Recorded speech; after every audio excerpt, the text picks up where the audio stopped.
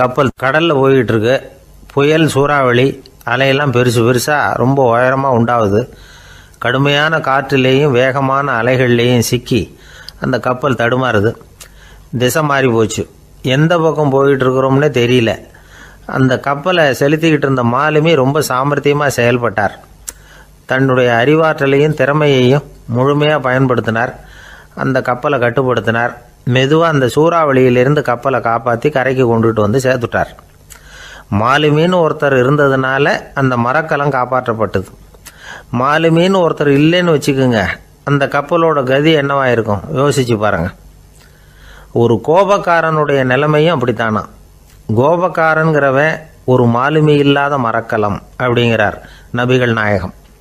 கொந்தளிக்கிற கடல்ல கொடுமையான அலைகளின் உச்சியில் அல்லல் படுகிற மரக்கலத்தை விட மோசமானது கோபக்காரனின் நிலைமை அப்படிங்கிறது அவருடைய கருத்து. அது மாதிரி இதுன்னு சொல்லல, அதை விட மோசம் இது அப்படிங்கிறார். ஏன் தெரியுமா? ஒரு கப்பல் கடல்ல தடுமாறினா அதை சரிப்படுத்த மாலுமி இருக்கிறார். அவர் தன்னுடைய சாமர்த்தியத்தினால் அதை கட்டுப்படுத்தி சரியான வழிக்கு கொண்டுட்டு வந்துடுவார்.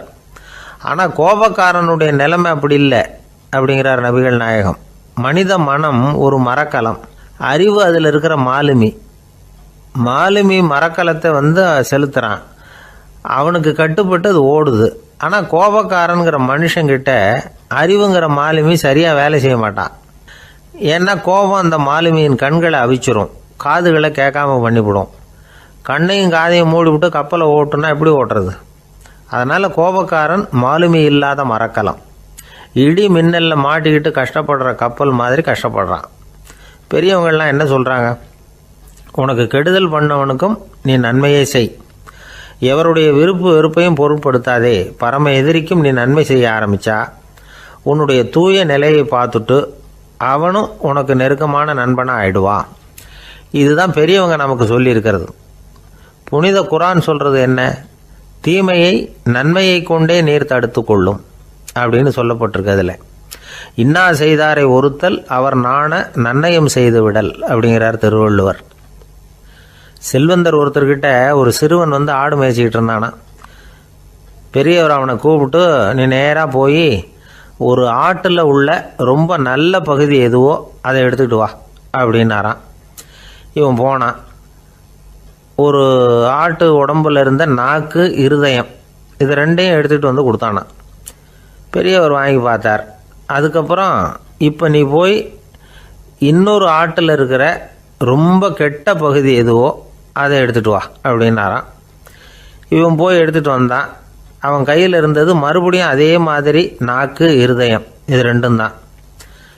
என்னது இப்பவும் அதையே கொண்டுட்டு வந்திருக்கிற அப்படின்னாரான் பெரியவர். இவன் சொன்னானா, ஒரு உடம்புல உள்ள ரொம்ப நல்ல பொருளும் இதுதான், ரொம்ப கெட்ட பொருளும் இதுதான் அப்படின்னானா.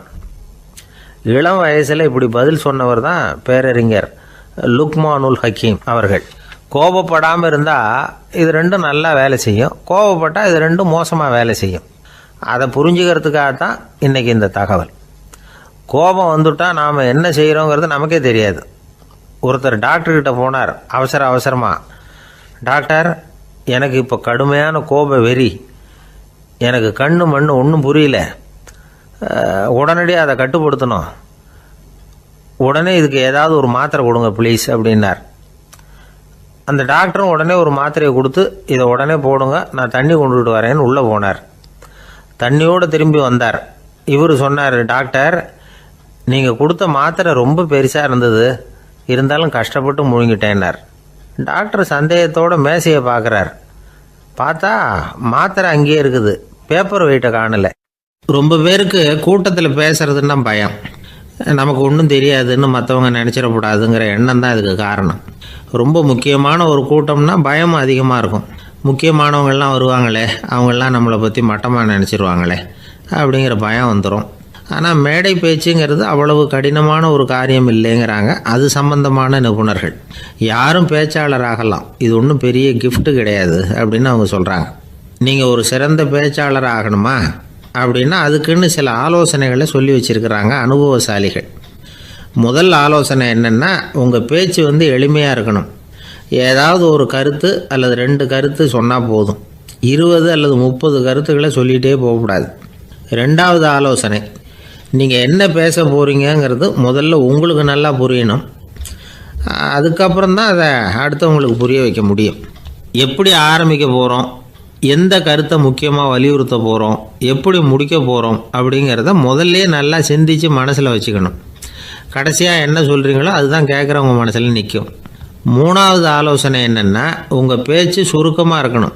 ஒரு 15 நிமிஷம் பேசுகிறது ரொம்ப பொருத்தம். மணிக்கணக்கில் பேசிக்கிட்டு இருக்கிறது நல்லதில்லை. நாலாவது ஆலோசனை, நீங்கள் பேசுகிறது உண்மையாக இருக்கணும். உங்களுக்கு உண்மையான அனுபவங்கள் இருக்கும், அதை சொல்லலாம்.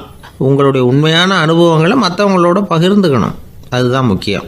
ஐந்தாவது ஆலோசனை, ஆரம்பத்தில் கொஞ்ச நேரம் உங்களை பற்றியும் எதிரில் உள்ளவங்களை பற்றியும் சம்மந்தப்படுத்தி ஏதாவது பேசி ஒரு நெருக்கத்தை ஏற்படுத்திக்கணும். ஒவ்வொருத்தரும் இப்போ இவர் பேச போகிறது நம்ம சம்மந்தப்பட்டது அப்படின்னு நினைக்க ஆரம்பிச்சிருவாங்கல்ல, அதுக்கப்புறம் அவங்க கேட்க தயாராகிட்டாங்கன்னு அர்த்தம். எதிரில் உட்காந்துருக்கிற கூட்டத்திலேருந்து 3 பேரை தேர்ந்தெடுங்க. அதாவது வலது பக்கம் ஒருத்தர், நடுவில் ஒருத்தர், இடது பக்கம் ஒருத்தர்.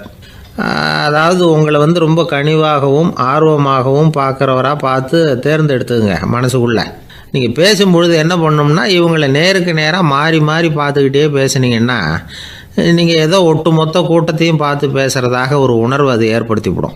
ஆறாவது ஆலோசனை என்னென்னா, சொற்பொழிவுன்னா நீங்கள் பேசணும், படிக்கக்கூடாது. எழுதி படிக்கிறது நல்லா இருக்காது. குறிப்புகள் வேணும்னா வச்சுக்கலாம். படிக்கிறது பேப்பர்லேருந்து வர்றது மாதிரி இருக்கும், பேசுகிறது இதயத்திலேருந்து வர்றது மாதிரி இருக்கும். அப்புறம் ஏழாவது ஆலோசனை சொல்கிறாங்க. அது என்னென்னா, மேடையில் ஏறி நின்ன உடனே இயல்பாக மூச்சை இழுத்து விட்டுங்க, இயல்பு நிலைக்கு வாங்க, அதுக்கப்புறம் இயல்பாக பேச ஆரம்பிக்கலாம் அப்படிங்கிறாங்க. இவ்வளவும் பேச்சு கலையில் வல்லுநர்களாக இருக்கிறவங்க சொல்லுகிற ஆலோசனைகள். இதையெல்லாம் கடைபிடிச்சா நமக்கும் அதுக்கும் வெகு தூரம்னு நினச்சிக்கிட்டு இருந்த ஒன்று இப்போ கிட்டத்தில் நெருங்கி வந்துடும். நாம் சொல்கிறபடியெல்லாம் அது கேட்கும். ஒரு பேச்சாளர், அவருக்கு சுருக்கமாகவே பேச தெரியாது. மேடையில் ஏற்றி விட்டுவிட்டா போதும், ஆரம்பிச்சிருவார், நிறுத்த மாட்டார், பேசிக்கிட்டே இருப்பார். ஒரு தடவை அவர் ஒரு கூட்டத்தில் ரொம்ப நேரம் பேசிக்கிட்டே இருக்கிறார். எதிரில் பொறுமை இழந்த ஒருத்தர் தன்னுடைய கை கடிகாரத்தை காட்டினார். அதை கவனித்த பேச்சாளர், மன்னிக்கணும், கை கடிகாரம் நான் கொண்டுகிட்டு வர மறந்துட்டேன், அதுதான் நேரம் போனதே தெரியல அப்படின்னு சொல்லியிருக்கிறார். இதுக்கு அவர் சொன்னாராம் கோபமாக, ஏய்யா கடிகாரத்தை தான் பார்க்க முடியல, மறந்துட்டேன், பக்கத்தில் மாட்டிருக்கிற கேலண்டரையாவது பார்க்கக்கூடாதா அப்படின்னாராம். ஒரு ஊரில் ஒரு சித்தர் இருந்தார், சூஃபி சித்தர். அவர் ஞானம் பெற்ற ஒரு சித்தர். ஒரு நாள் அந்த நாட்டு மன்னன் அவரை பார்க்கறதுக்காக வந்தான்.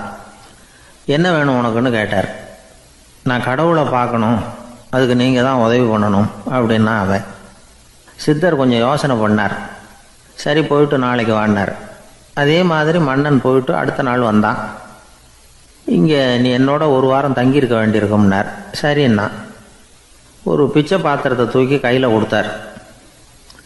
அவனுக்கு ஒன்றும் புரியல, இருந்தாலும் வாங்கிக்கிட்டான். வாங்கிக்கிட்டு இதை என்ன செய்யணும் அப்படின்னு கேட்டான். இதை ஒன்றும் செய்ய வேணாம், இதை எடுத்துக்கிட்டு பக்கத்தில் உள்ள கிராமங்களுக்கு போ, வீடு வீடாக பிச்சை எடுத்துக்கிட்டு வா, அப்படி வந்த பிறகு தான் உனக்கு சாப்பாடும் ஓய்வும் கிடைக்கும். ஒரு வாரம் அப்படி செய், அதுக்கப்புறம் 8வது நாள் நாம் கடவுளை பற்றி யோசிக்கலாம் அப்படின்னார். இப்படி இவர் சொன்னதை கேட்டதும் அந்த அரசனுக்கு அதிர்ச்சி ஆயிட்டுது. ஒரு மாதிரி ஆயிட்டான். தன்னுடைய சொந்த நாட்டில் சொந்த குடிமக்கள்கிட்ட போய் பிச்சை எடுக்கிறதா அப்படின்னு யோசனை பண்ணி பார்த்தான். அதுக்கப்புறம் மெதுவாக அவன் அந்த சித்தரை பார்த்தான். ஐயா, சொந்த நாட்டிலேயே பிச்சை எடுக்கிறதுன்னா எனக்கு ஒரு மாதிரியாக இருக்குது, வெக்கமாக இருக்குது, நான் வேணும்னா வெளி தேசத்தில் எங்கேயாவது போய் பிச்சை எடுக்கவா அப்படின்னு கேட்டான். இதுக்கு அந்த சித்தர் ஒரு சம்மதிக்கலை. இதை பாரு, உன்னால் பிச்சை எடுக்க முடியலன்னா பேசாமல் திரும்பி அரண்மனைக்கே போயிடு, அதுக்கப்புறம் கடவுளை பற்றியெல்லாம் பேசுறதுக்கு என்னை தேடிட்டு வரக்கூடாது அப்படின்னு விட்டார். மன்னன் தயங்கினான், இருந்தாலும் மனசை சரி பண்ணிட்டு சம்மதிச்சான்.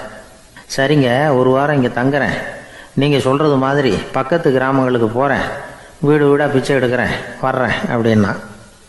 ஒரு வாரம் தெரு தெருவாக பிச்சை பாத்திரத்தோடு அலைஞ்சான். சொந்த ஊரில் சொந்த குடிமக்கள்கிட்ட பிச்சை எடுத்தான். 7 நாள் முடிஞ்சுது. 8வது நாள் அந்த சித்தர் மன்னனை கூப்பிட்டார். இப்படி வாழ்னார், வந்தான். இனிமே நீ கடவுளை பற்றி என்கிட்ட கேட்கலாம்னார். இனிமே கேட்கறதுக்கு ஒன்றுமே இல்லை சுவாமின்னா இவன். ஒரு வார காலம் பிச்சை எடுத்த பிறகு தான் கடவுளை காண முடியும் அப்படின்னு நான் கனவு கூட காணவில்லைன்னா. அப்படின்னா நீ பிச்சை எடுத்த காலத்தில் அப்படி என்னதான் நடந்தது அப்படின்னு கேட்டார் அவர். சுவாமி, ஒரு வார காலம் பிச்சை எடுத்ததில் என்னுடைய ஆணவம் அழிஞ்சுட்டுது. அது இப்போ இருக்கிற இடமே தெரியல. இப்போ அதை காணவே காணோம். பிச்சைக்காரனாக இருந்தப்போ பெற்றதை மன்னனாக இருக்கும்போது பெற முடியாதுங்கிறத புரிஞ்சுக்கிட்டேன் அப்படின்னா மன்னன். அடக்கம் பிறந்தவுடன் தெய்வீக கதவுகள் திறந்து கொள்ளுகின்றன அப்படிங்கிறார் ஓஷோ. நம்மால் ஒருத்தன் ஆணவம் அழியணுங்கிறதுக்காக ஒரு திருவோட்டை எடுத்துக்கிட்டு தெரு தெருவாக பிச்சை எடுக்க ஆரம்பித்தான். என்ன, தெய்வீக கதவுகள் திறந்துதா அப்படின்னு கேட்டார் ஒருத்தர். தெய்வீக கதவு திறக்கிறதுக்கு முன்னாடியே எங்கள் வீட்டு கதவு சாத்திக்கிட்டுதுன்னா. என்னடா சொல்கிறேன்னார். இனிமேல் வீட்டுக்குள்ளேயே வர வேணாம், இதையே தொழிலாக வச்சுக்கோ அப்படின்னு எங்கள் வீட்டில் சொல்லிவிட்டாங்க சார் அப்படின்னா. அர்ஜுனன் கேட்ட கேள்விக்கெல்லாம் பகவான் கண்ணன் பதில் சொன்னார். அதுக்கு பேர் பகவத்கீதை. அதே மாதிரி உத்தவன் கேட்ட கேள்விக்கும் அவர் பதில் சொல்லியிருக்கிறார். அதுக்கு என்ன பேருனா உத்தவ கீதைன்னு பேர்.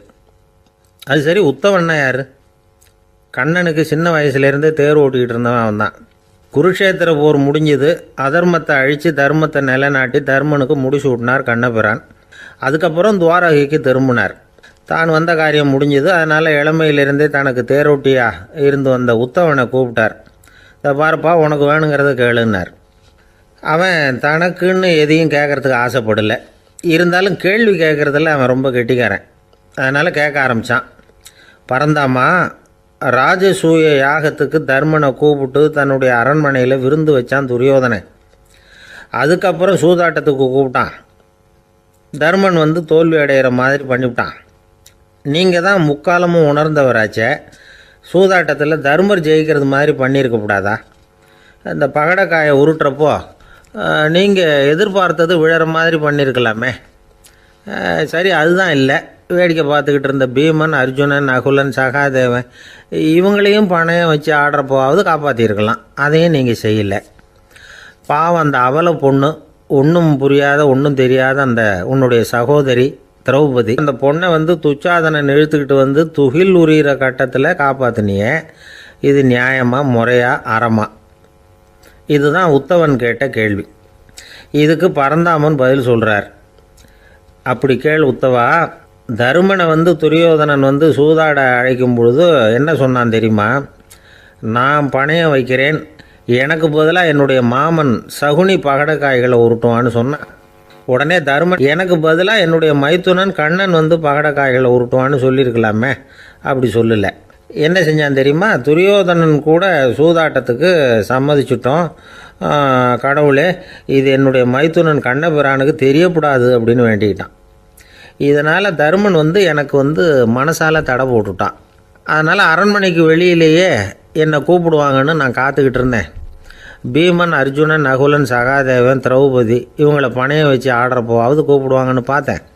அப்பவும் அவங்க என்னை கூப்பிடல, நினைக்கல. திரௌபதியை துச்சாதனன் கூந்தலை பிடிச்சி இழுக்கிறான். அப்போ கூட அவள் தன்னுடைய உடல் பலத்தால் தடுக்கிறதுக்கு முயற்சி பண்ணாலே தவிர என்ன நினைக்கல. துரியோதனன் சபைக்கு இழுத்து செல்லப்பட்ட திரௌபதி அறநூல்களையும் அரச நீதிகளையும் சொல்லிக்கிட்டு இருந்தாலே தவிர என்ன நினச்சே பார்க்கலை. துகில் உரிகிற கட்டத்தில் தான் ஹரி ஹரி கண்ணா பரந்தாமன்னு கூப்பிட்டா. அதனால தான் அப்போ போய் நான் காப்பாற்றினேன் அப்படின்னா பரந்தாமன். அப்படின்னா நீ அழைச்சாதான் போவியா, நீயா போக மாட்டியா அப்படின்னு கேட்குறான் உத்தவன். ஆமாம், நான் கூப்பிட்டா தான் போவேன். மனிதர்கள் செய்யக்கூடிய செயல்களையெல்லாம் அவங்கவுங்க போக்கிலேயே விட்டுட்டு வேடிக்கை பார்த்துக்கிட்டு இருப்பேன். நான் குறுக்கிட்டு ஒன்றுமே செய்ய மாட்டேன் அப்படின்னா பரந்தாமன். மனுஷன் தவறு பண்ணுனா திருத்த மாட்டியா, சும்மா பார்த்துக்கிட்டு தான் உட்காந்துருப்பியா அப்படின்னு கேட்குறான் உத்தவன். நான் மனுஷனுடைய உள்ளத்தில் இருக்கிறப்போ என் எதிரில் மனுஷன் தவறு பண்ண மாட்டான் அப்படின்னு ஆனா கண்ணன். அதாவது யார் நினைக்கிறாங்களோ அவங்க உள்ளத்துலலாம் அவன் இருக்கிறான். அப்படி இருக்கிறப்போ தவறு செய்ய மனுஷன் அஞ்சுவான். இதுதான் உத்தவ கீதைங்கிறது. இந்த காலத்துலேயும் சில பேர் பகவான் மாதிரி அடுத்தவங்க கஷ்டப்படுறத வேடிக்கை பார்த்துக்கிட்டு இருக்கிறது உண்டு. அன்றைக்கி அப்படித்தான். நடுத்தெருவில் ஒரு திருடனை பிடிச்சி எல்லாரும் சேர்ந்து அடிச்சுக்கிட்டு இருக்கிறாங்க. ஒரு ஆள் மட்டும் தள்ளி நின்று அதை வேடிக்கை பார்த்துக்கிட்டு இருக்கான். பார்த்துக்கிட்டு சிரிச்சுக்கிட்டு இருக்கிறான். என்ன சார் இது, பாவம் அந்த ஆளை போட்டு அப்படி அடிக்கிறாங்களே அப்படின்னோம். அடிக்கட்டும் சார், அவன் அடி வாங்க வேண்டிய ஆள் தான் அப்படின்னா அவன். ஏன் சார் அப்படி சொல்கிறீங்க அப்படின்னு கேட்டோம். பின்ன என்ன சார், நான் ஒருத்தர் பையில் இருந்த பர்ஸை எடுக்கிறதுக்கு முயற்சி பண்ணிக்கிட்டு இருந்தேன். அதுக்குள்ளே அவன் முந்திக்கிட்டு அப்வேஸ் பண்ணிவிட்டான். பர்ஸை அவன் எடுத்துட்டான். பார்க்கறது நான், எடுக்கிறது அவனா? என்ன சார் நியாயம் இது? நல்லா வாங்கட்டும் அப்படிங்கிறான். ஜெருசலேம் அங்கே உள்ள ஒரு தேவாலயம். அதில் உள்ள பலிபீடத்தின் முன்னாடி ஒரு பெட்டி உண்டு. அது காணிக்கை பெட்டி. ஆலயத்துக்கு வர்றவங்க பிரார்த்தனை பண்ணிவிட்டு திரும்பி போகிற சமயத்தில் அந்த பெட்டியில் காணிக்கை போடுவாங்க. அவங்களால எவ்வளவு முடியுமோ அவ்வளவு போடுறது வழக்கம். அவங்கவுங்க வசதிக்கு தகுந்த மாதிரி போடுவாங்க.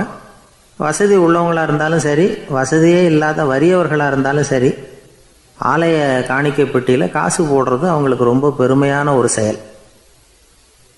ஒரு சமயம் இயேசு தம்முடைய சீடர்களோடு அந்த ஆலயத்துக்கு வரார். அங்கே உட்காந்து ரொம்ப நேரம் வழிபாடு பண்ணிகிட்டு இருக்கிறார். சீடர்களும் அந்த ஜபத்தில் கலந்துக்கிட்டாங்க. வழிபாடு முடிஞ்சுது. இயேசு உட்காந்துருக்கிறார். காணிக்கை பெட்டியில் காசு போடுறவங்கள கவனிக்கிறார். சீடர்களும் அதையே கவனிச்சுக்கிட்டு இருக்கிறாங்க. ரொம்ப பேர் வரிசையாக வந்தாங்க. அவங்களால முடிஞ்ச அளவுக்கு காசு போட்டுட்டு அவங்க பாட்டுக்கு போய்கிட்டு இருக்கிறாங்க. வசதியானவங்க நிறைய பேர் வந்தாங்க. அதுக்கு மத்தியில் வயசான ஒரு அம்மா, அவங்களும் வந்து காசு போட்டுட்டு போகிறாங்க. இப்போ இயேசு தன்னுடைய சீடர்கள் பக்கம் திரும்பினார். ஒரு கேள்வி கேட்டார். இப்போ இந்த காணிக்கை பெட்டியில் நிறைய பேர் வந்து காசு போட்டுட்டு போகிறத நீங்கள் கவனிச்சிங்க. இன்றைக்கி இந்த காணிக்கை பெட்டியில் ரொம்பவும் அதிகமாக காசு போட்டது யார் அப்படின்னு கேட்டார். முதல்ல வந்தார ஒரு பெரிய மனுஷன், அவர் தான் அதிகமாக போட்டார் அப்படின்னார் ஒருத்தர். மூணாவதாக வந்தவர் தான் அதிகமாக போட்டார், நான் கவனித்தேன் அப்படின்னாரு இன்னொருத்தர். இப்படி ஆளுக்கு ஒரு விதமாக சொல்கிறாங்க. கடைசியாக இயேசு சொன்னாராம், இன்றைக்கு அந்த பெட்டியில் அதிகமாக காசு போட்டவங்க அந்த வயசான அம்மா தான் அப்படின்னாராம். சீடர்களுக்கு ஒன்றும் புரியல. அந்த அம்மா ரொம்பவும் ஏழையாச்சே, அவங்க எப்படி அதிகமாக காணிக்கை செலுத்த முடியும் அப்படிங்கிறது அவங்க சந்தேகம். இயேசு விளக்குனார். நிறைய பேர் வந்தாங்க, நிறையவே காசுகள் போட்டாங்க, அது உண்மைதான். ஆனாலும் அந்த அம்மா என்ன பண்ணாங்க கவனிச்சிங்களா?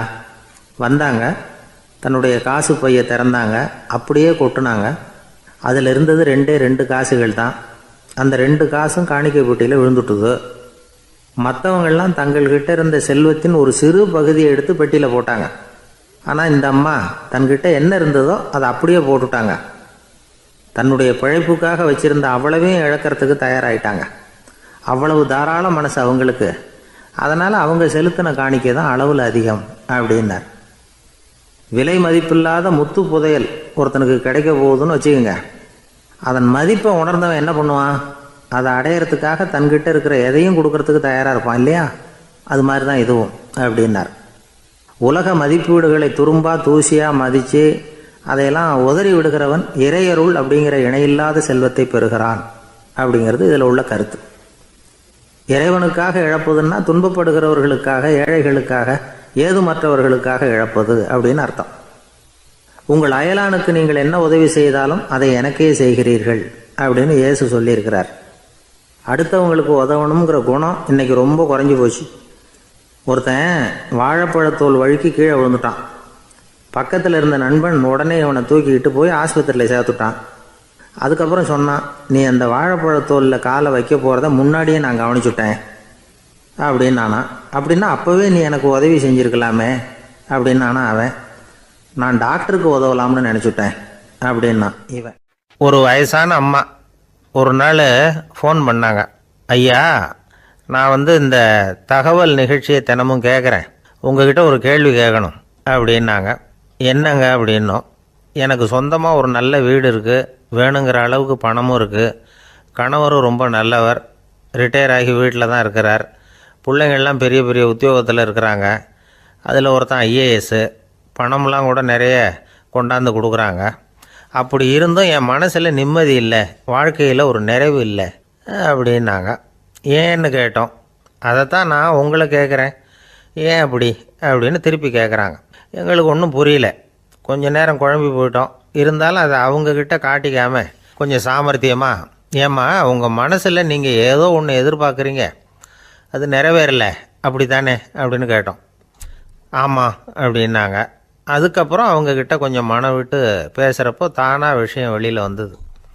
அதாவது அவங்க பிள்ளைங்க பெரிய பெரிய உத்தியோகத்தில் இருக்கிறதுனால அவசரமாக பார்த்துட்டு ஓடுறாங்களாம்.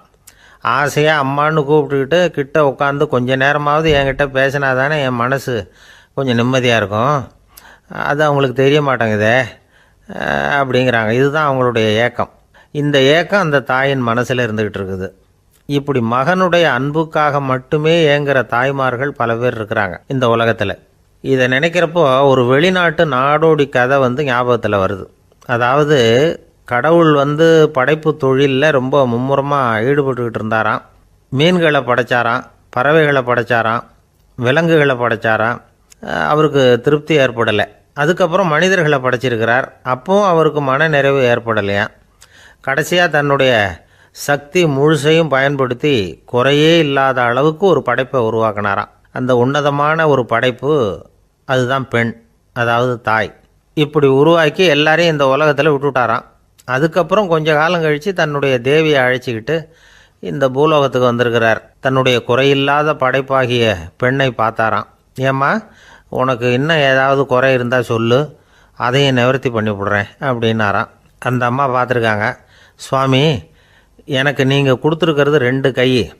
என்னுடைய பிள்ளைகளுக்கு சேவை செய்கிறதுக்கு இந்த 2 கை பத்தலை. அதனால் இன்னும் ஒரு 2 கை கொடுத்தா தேவலை அப்படின்னாங்களாம். கடவுள் பார்த்தார். அதனால் என்ன, அப்படியே செஞ்சு விடலாம், இதோ அதுக்கான வரம் கொடுத்துட்டேன் அப்படின்னார். அந்த அம்மாவுக்கு இப்போ 4 கை ஆகிட்டுது. 4 கையாலேயும் குழந்தைகளுக்கு சேவை செய்ய ஆரம்பிச்சுட்டாங்க. கடவுள் திருப்தியாக திரும்பி போனார். அதுக்கப்புறம் கொஞ்ச காலம் கழித்து மறுபடியும் திரும்பி வந்தார் தேவியோட. பெண்ணை பார்த்தார். இப்போ என்னம்மா சந்தோஷந்தானே அப்படின்னாராம். அதுக்கு அந்த அம்மா, சந்தோஷந்தான், இருந்தாலும் இப்போ எனக்கு இருக்கிற 2 காலும் போதில்லை, இன்னும் ஒரு 2 கால் இருந்தால் தேவையில்லை, நிறைய ஓடி ஆடி பிள்ளைகளுக்காக வேலை செய்ய வேண்டியிருக்குது அப்படின்னாங்களாம். சரின்னு சொல்லி 4 கால் இருக்கிறது மாதிரி செஞ்சுட்டு போயிட்டார் கடவுள். மறுபடியும் கொஞ்ச நாள் கழித்து தேவி சொன்னாங்க கடவுள்கிட்ட, நீங்கள் என்ன தான் முயற்சி பண்ணினாலும் முழுமையான ஒரு படைப்பை உங்களால் உருவாக்க முடியாது, அப்படி தான் நான் நினைக்கிறேன் அப்படின்னாங்களாம். அப்படியா சொல்கிறேன், வா அந்த பொண்ணை பார்த்துட்டு வருவோம் அப்படின்னு புறப்பட்டு இங்கே வந்தாங்களாம். இங்கே பார்த்தா 4 கால் 4 கையோடு அந்த பொண்ணு ஒரு செவுத்தில் சாஞ்சி உட்காந்து அழுதுகிட்டு இருக்குது. இப்போ தேவி அந்த பொண்ணை சுட்டி காட்டி கடவுள்கிட்ட கேட்டாங்களாம், ஏங்க நீங்கள் அந்த பொண்ணுக்கு கையை கொடுத்தீங்க, காலை கொடுத்தீங்க, சரி, அந்த கண்ணீரையும் எதுக்காக கொடுத்தீங்க அப்படின்னு கேட்டாங்களாம். அதுக்கு கடவுள் சொன்னாராம், கையை கொடுத்தது நான் தான், காலை கொடுத்தது நான் தான், ஆனால் அந்த கண்ணீரை கொடுத்தது நான் இல்லை, அதை கொடுத்தது அந்த அம்மாவோட பிள்ளைங்க அப்படின்னாராம். இன்றைக்கும் அப்படித்தான் பல பிள்ளைங்க அவங்க அம்மாவுக்கு கண்ணீரை தான் கொடுத்துக்கிட்டு இருக்கிறாங்க. அம்மாவை மதிக்கிற பிள்ளைங்க தான் இன்றைக்கி நல்லபடியாக இருக்கிறாங்கங்கிறது அவங்களுக்கு தெரியறதில்ல. இந்த காலத்து பிள்ளையாண்டான் ஒருத்தன் அவங்க அம்மாக்கிட்டேயும் நல்ல பிள்ளையாக நடந்துக்குவான், மனைவிக்கிட்டேயும் நல்ல கணவனாக நடந்துக்குவான், ரொம்ப சாமர்த்தியம். ஒரு நாள் அவங்ககிட்ட கேட்டாங்க, ஏன்பா உங்கள் அம்மாவும் உன் மனைவியும் சண்டை போட்டுக்கிட்டா நீ எந்த பக்கம் அப்படின்னாங்களாம். வீட்டுக்கு வெளிப்பக்கம் அப்படின்னானா அவன். அங்கே ஒரு புதர் தெரியுது இல்லையா, இந்த புதருக்குள்ளே ஒரு சிங்கம் இருக்குது, அந்த பக்கமாக நான் போகிறப்போ வர்றப்போலாம் அது என்கிட்ட வம்பு வளர்க்குது, தகராறு செய்யுது, என் மேலே பாயுது, என்னை தாக்குது, ஏன்னு தெரியல அப்படின்னுது. இதை கேட்டதும் அந்த குரங்கு சொல்லிச்சு, இனிமேல் கவலைப்படாத, இந்த தடவை நான் உன்னை காப்பாற்றுறேன்னுது. அதுக்கப்புறம் ஒரு நாள் அந்த குரங்கும் கழுதியும் அந்த புதர் பக்கமாக போய்கிட்டு இருந்தாங்க. எதிர்பார்த்தது மாதிரியே நடந்தது. அந்த சிங்கம் எதிரில் வந்தது, கழுதியை பார்த்தது, உடனே அது மேலே பாய ஆரம்பிச்சுட்டுது. அவ்வளவுதான். உடனே இந்த குரங்கு என்ன பண்ணிச்சு தெரியுமா, கிடுகிடுன்னு ஒரு மரத்து மேலே ஏறி உட்காந்துக்கிட்டது. அங்கே உட்காந்துக்கிட்டு கீழே அந்த கழுதையும் சிங்கமும் போடுற சண்டையை வேடிக்கை பார்க்க ஆரம்பிச்சுட்டுது. கொஞ்ச நேரம் கழித்து அடிபட்ட காயத்தோடு அந்த கழுதை மெதுவாக நடந்து வந்தது. குரங்கும் மெல்ல மரத்தை விட்டு கீழே இறங்குச்சு. இப்போ கழுதை கேட்டுது, என்னை காப்பாற்றுறேன்னு சொல்லிவிட்டு காலை வாரி விட்டுட்டியே, நீ பாட்டுக்கு மரத்து மேலே ஏறி உட்காந்துக்கிட்டே, அது நியாயமானது. குரங்கு பரிதாபமாக அதை பார்த்துது. நான் மரத்து மேலே இருந்து நீங்கள் 2 பேரும் சண்டை போட்டதை பார்த்துக்கிட்டு தான் இருந்தேன், உன்னோட சத்தம் தான் அதிகமாக இருந்தது, அது நீ சிரிக்கிற மாதிரி எனக்கு கேட்டுது, அதனால் நீ தான் ஜெயிச்சுக்கிட்டு இருக்க போல இருக்கு அப்படின்னு நினச்சிவிட்டேன்னுது. இன்றைக்கி பல பேர் இப்படி தான் இருக்கிறாங்களாம். யார் ஜெயிக்கிறாங்க யார் தோக்குறாங்கங்கிறத முகத்தை பார்த்து கூட கண்டுபிடிக்க முடியறதில்ல, பேசுகிற பேச்சை வச்சு கூட கண்டுபிடிக்க முடியறதில்ல. தோற்கிறவங்க கூட சிரிக்கிற மாதிரி முகத்தை வச்சுக்கிறான். இன்றைய மனிதர்கள்கிட்ட ஏகப்பட்ட முரண்பாடுகள். பொய் முகங்களோட உலவுகிறவர்கள் தான் அதிகம். உண்மை முகம் எங்கே இருக்குது அப்படிங்கிறத புரிஞ்சுக்கிட்டு நண்பர்களை தேர்ந்தெடுக்கணும் அப்படிங்கிறது ஒரு முக்கியமான கருத்து. கடவுள் இந்த உலகத்தை படைச்சு விட்டு அதுக்கப்புறமும் கொஞ்ச நாள் இங்கேயே தங்கியிருந்தாராம். அப்போ தான் அவருக்கு ஒரு உண்மை புரிஞ்சுதான், இந்த உலகத்தில் தங்கி இருக்கிறது எவ்வளவு இடைஞ்சல்னு. தினமும் மனிதர்கள் தேடி வந்து ஏதாவது புகார் சொல்லிக்கிட்டே இருந்தாங்களாம். எனக்கு அது வேணும் இது வேணும்னு கேட்டுக்கிட்டே இருந்தாங்களாம். சில பேர் வந்தாங்க, நாங்கள் வந்து விவசாயம் பண்ணுறோம், தண்ணி இல்லாமல் பயிர் காயுது, எங்களுக்கு மழை வேணும் அப்படின்னாங்க. அவங்க போனதும் அதுக்கப்புறம் சில பேர் வந்தாங்க, நாங்கள் வந்து மண்பானை செய்கிறவங்க, நிறைய பானை செஞ்சு வச்சுருக்குறோம், மழை பெஞ்சால் எல்லாம் கரைஞ்சி வீணாக போயிடும், அதனால் இன்றைக்கி மழை பெய்யக்கூடாதுன்னாங்க. கடவுள் பார்த்தார், அவருக்கு என்ன பண்ணுறதுன்னே தெரியல, ஏகப்பட்ட குழப்பம், தலையை பிச்சுக்கலாம் போல் இருந்தது, கிட்டத்தட்ட பைத்தியம் பிடிக்கிற அளவுக்கு ஆகிட்டுது. எல்லாருடைய ஆசைகளையும் அவரால் நிறைவேற்ற முடியல, ஏன்னா ஒன்றுக்கு ஒன்று முரண்பாடாக இருந்தது. ஒரு நாள் தன்னுடைய அமைச்சரவையை கூட்டி ஆலோசனை கேட்டார். என்ன செய்யலாம்னு சொல்லுங்கன்னார். இது என்ன பிரமாதம், பேசாமல் இமயமலை அடிவாரத்தில் போய் உட்காந்துங்க, யாரும் தொந்தரவு பண்ண மாட்டாங்கன்னாங்க. அங்கேயும் மனிதர்கள் வர ஆரம்பிச்சுருவாங்களேன்னார் கடவுள். சரி அப்படின்னா சந்திரனில் போயிருந்துக்கலாமேன்னாங்க. அங்கேயும் மனுஷன் குடி வர போகிறான் அப்படின்னார் கடவுள். வெகு தூரத்துக்கு அப்பால் உள்ள நட்சத்திர மண்டலத்துக்கு போயிடலான்னாங்க. இதெல்லாம் நிரந்தர தீர்வாகாது, நிரந்தரமாக இந்த மனிதனுடைய தொல்லையிலேருந்து நான் விடுபடணும், அதுக்கு ஏதாவது வழி சொல்லுங்கன்னார் கடவுள். ஒரு வயசான ஆள் வந்தார். கடவுளுக்கு காதோட காதாக ஒரு வழியை சொன்னார். கடவுளுக்கு முகம் மலர்ந்தது. அதுதான் சரி, அப்படியே செஞ்சுடலான்னார். அந்த ஆள் சொன்ன ரகசியம் என்ன தெரியுமா? மனிதனால் அடைய முடியாத ஒரு இடம் இருக்குது, அது வேறு எங்கேயும் இல்லை, அவனுக்கு உள்ளே இருக்குது, அங்கே போய் மறைஞ்சிங்க, அதுக்கப்புறம் மனிதர்களால் உங்களுக்கு தொந்தரவு இருக்காதுன்னார். மனிதன் நினைக்காத இடம் அதுதான். அதாவது உள்ளுக்குள்ளே இருக்கிற உண்மையை புரிஞ்சிக்காம வெளியில் எங்கேயோ அது இருக்கிறதாக நினச்சி வரட்டிக்கிட்டு அலையிறான் மனுஷன். உள்ளே இருக்கிற உண்மை புரிஞ்சால் நாம் தன்னம்பிக்கையோடு தலை நிமிர்ந்து வாழலாம். வேடிக்கையாக ஒரு கதை சொல்லுவாங்க, இதை பாருங்கள், நம்ம பையன் எங்கே பணம் வச்சாலும் எடுத்து விட்றான், என்ன பண்ணுறதுன்னாங்க அம்மா. அப்பா கொஞ்சம் நேரம் யோசனை பண்ணார். அதுக்கப்புறம் சொன்னார், அவன் கண்ணில் படாத இடமா நம்ம வீட்டில் இருக்கிறது ஒரே இடம்தான், அங்கே பணத்தை வை திருட்டு போகாதுன்னார். அது எந்த இடம்னு கேட்டாங்க. அதுதான் அவன் பாட புஸ்தகம், அதில் வச்சுரு, அவன் தொடவே மாட்டான், பாட புத்தகத்தை தொடாமல் பரீட்சையில் வெற்றி பெற முடியாது அப்படிங்கிறத புரிஞ்சுக்கணும். உள்ளே இருக்கிற உண்மையை தொடாமல் வாழ்க்கையில் வெற்றி பெற முடியாது. அதனால் உண்மையை புரிஞ்சுக்கிட்டால் வாழ்க்கையில் வெற்றி நிச்சயம்.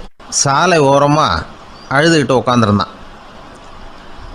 பிச்சை எடுத்து சாப்பிட்ற ஒருத்தன் அந்த பக்கமாக வந்தான். இவனை பார்த்தான். ஏன் அழுதுகிட்டு உட்காந்துருக்கிற, என்னாச்சு உனக்கு அப்படின்னு கேட்டான். அதுக்கு இவன் சொன்னான், என்கிட்ட ஒன்றுமே இல்லை, நான் இந்த உலகத்தில் இருந்து என்ன பிரயோஜனம், அதனால தான் அழுதுகிட்டு இருக்கிறேன் அப்படின்னா. உன்கிட்ட மறைஞ்சிருக்கிற புதையல் என் கண்ணுக்கு நல்லா தெரியுது, அது உனக்கு புரியல, அதனால தான் அழுதுகிட்டு இருக்கிற அப்படின்னா. என்னது புதையல் இருக்குதா, உன் கண்ணுக்கு தெரியுதா அப்படின்னு கேட்டான். ஆமாம் எனக்கு தெரியுது, அந்த புதையலை நீ விற்கிறதுக்கு தயாராக இருக்கிறியா அப்படின்னு கேட்டான் இவன். இதை கேட்டதும் அந்த இளைஞனுக்கு ரொம்ப ஆச்சரியமாக போச்சு. என்னது இப்படி கேட்குறானே அப்படின்னு. என்கிட்ட ஒரு காசு கூட இல்லையே, அப்படி இருக்கிறப்போ புதையல் எங்கேருந்து வந்தது அப்படின்னா. இந்த நேரத்தில் அந்த பிச்சைக்காரன் சிரித்தான். இப்படி தான் இந்த உலகத்தில் எல்லோரும் சொல்லிகிட்டு இருக்கிறாங்க, என்கிட்ட ஒன்றுமே இல்லை ஒன்றுமே இல்லைன்னு சொல்லி, ஆனால் அவங்கக்கிட்ட தான் புதையல் இருக்குது, நீ வேணும்னா என் கூட வா, நம்ம நாட்டு அரசர்கிட்ட போவோம், உங்ககிட்ட இருக்கிற புதையலை அவர் நல்ல விலைக்கு எடுத்துக்குவார் அப்படின்னா. அது எப்படி உனக்கு தெரியும்னா, இதுக்கு முன்னாடியும் இது மாதிரி பல பேரை நான் ராஜா கிட்ட அழைச்சிட்டு போயிருக்கிறேன், அதனால தான் உன்னை பார்த்தேன், உன்னையும் கூப்பிட்றேன், நீ சரின்னு சொன்னால் உன்னை அழைச்சிட்டு போகிறேன், உங்ககிட்ட இருக்கிற புதையலை அவர் நல்ல விலை கொடுத்து எடுத்துக்குவார் அப்படின்னு சொன்னான். இவன் இப்படி சொல்கிறது அந்த இளைஞனுக்கு ஒன்றுமே புரியல.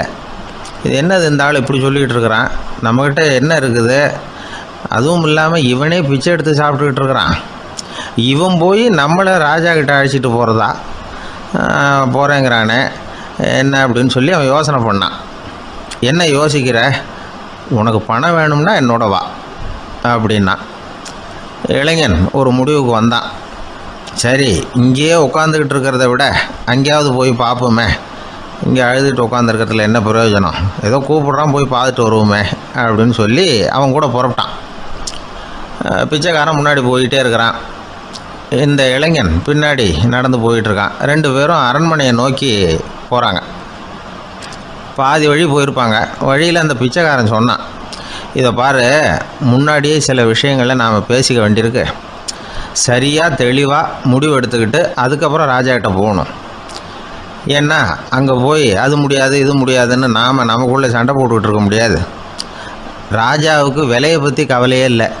எவ்வளவு சொன்னாலும் நமக்கு பணம் கிடச்சிரும். ஆனால் அதுக்கப்புறம் நான் இதை விற்கிறதுக்கு தயாராக இல்லைன்னு சொல்லிடக்கூடாது. அதனால் புதையலை விற்கிறதா இல்லையாங்கிறத இங்கேயே தெளிவாக முடிவு செஞ்சுக்கணும். இல்லைன்னா ராஜா கிட்ட போய் அங்கே போய் குழப்பிக்கிட்டு இருக்க முடியாது அப்படின்னு சொன்னான். இளைஞனுக்கு ஒன்றுமே புரியல. என்ன சொல்கிற நீ, என்கிட்டயா புதையலா, எங்கே இருக்குது அப்படின்னு சொல்லி குழம்பி போனான். இப்போது அந்த பிச்சைக்காரன் சொன்னான், இதை பாரு, இப்போ உதாரணத்துக்கு உன்னுடைய கண்களை எடுத்துக்கோ. அதுக்கு நீ என்ன விலை கேட்டுற போகிற? நான் அதுக்கு ராஜா கிட்டே இருந்து ஒரு 50,000 ரூபா வாங்கி தர முடியும். உன்னுடைய இருதயத்தை கொடுக்குறியா, 20 லட்சம் ரூபா வாங்கி தரேன். மூளையை கொடுக்குறியா, 30 லட்சம் வாங்கி தரேன். என்ன சொல்கிற அப்படின்னு சொல்லி இந்த பிச்சைக்காரன் பேசிக்கிட்டே போகிறான். இளைஞனுக்கு கோபம் வந்துட்டுது. என்ன உளர்ற, உனக்கு என்ன பைத்தியமா? கண்ணையும் மூளையையும் இருதயத்தையுமா விற்பாங்க? என்ன விலை கொடுத்தாலும் அதையெல்லாம் நான் விற்கிறதுக்கு தயாராக இல்லை, நான் விற்க மாட்டேன். அதை கொடுத்துட்டு நான் என்ன பண்ணுறது? இப்படி நான் மட்டும் இல்லை, யாருமே இதை விற்கிறதுக்கு தயாராக இருக்க மாட்டாங்க அப்படின்னு சொன்னான் அந்த இளைஞன். இவன் இப்படி சொன்னதும் அந்த பிச்சைக்காரன் வாய் விட்டு சிரிக்க ஆரம்பிச்சுட்டான். இப்போ பைத்தியமானது நானா நீயா? லட்சக்கணக்கான கோடிக்கணக்கான ரூபாய் பொறுமானம் உள்ள பொருள்களை உங்ககிட்டயே வச்சுக்கிட்டு விற்க முடியாதுன்னு சொல்கிற நீ தான் ஏழை.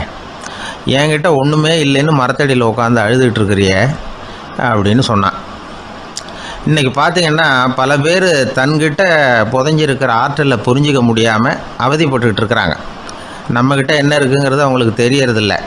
அதனால தான் என்கிட்ட ஒன்றுமே இல்லைன்னு சொல்லி அழுதுகிட்டு இருக்கிறாங்க. இதை விளங்க வைக்கிறதுக்கு பெரியவங்க சொல்கிற கதை இது. நம்மக்கிட்ட இருக்கிற புதையலை நாம் தான் தோண்டி எடுக்கணும். உண்மையான புதையலுங்கிறது உள்ளே இருக்குது. ஆனால் அதை வெளியில் தேடுற ஆசாமிகள் தான் அதிகம். சராசரி மனித இயல்பு அப்படி. நம்மக்கிட்ட விலை மதிக்க முடியாத பகுத்தறிவு இருக்குது. அதை வச்சுக்கிட்டு வாழ்க்கையில் முன்னேறத்துக்கு முயற்சி பண்ணணும். என்கிட்ட ஒன்றுமே இல்லைன்னு நினச்சி ஓரமாக உட்காந்துடக்கூடாது. முயற்சி செஞ்சால் முடியாத காரியம் எதுவுமே இல்லை. ஒரு ரயில்வே ஸ்டேஷன் பக்கம் வெளியில் ஒரு டாக்ஸி நின்றுட்டு இருந்தது. அந்த பக்கமாக வந்த ஒருத்தர் டாக்ஸி டிரைவரை பார்த்து சொன்னார், ஐயா, உங்கள் வண்டியில் பின் சீட்டில் ஒரு மணி பர்ஸு கிடக்கு, யாரோ மறந்து விட்டுட்டு போயிருக்கிறாங்க அப்படின்னார். இல்லை அது காலி பர்ஸு தான், நான் தான் அதை அங்கே போட்டு வச்சுருக்கிறேன்னார் டிரைவர். ஏன்னு கேட்டார் அவர். இதுக்கு டிரைவர் சொன்னார், அதை பார்க்குற யாராவது அதை எடுத்துக்கலாம்ங்கிற ஆசையிலையாவது சவாரிக்கு வருவாங்க, அதுக்காக தான் போட்டு வச்சுருக்கிறேன் அப்படின்னார்.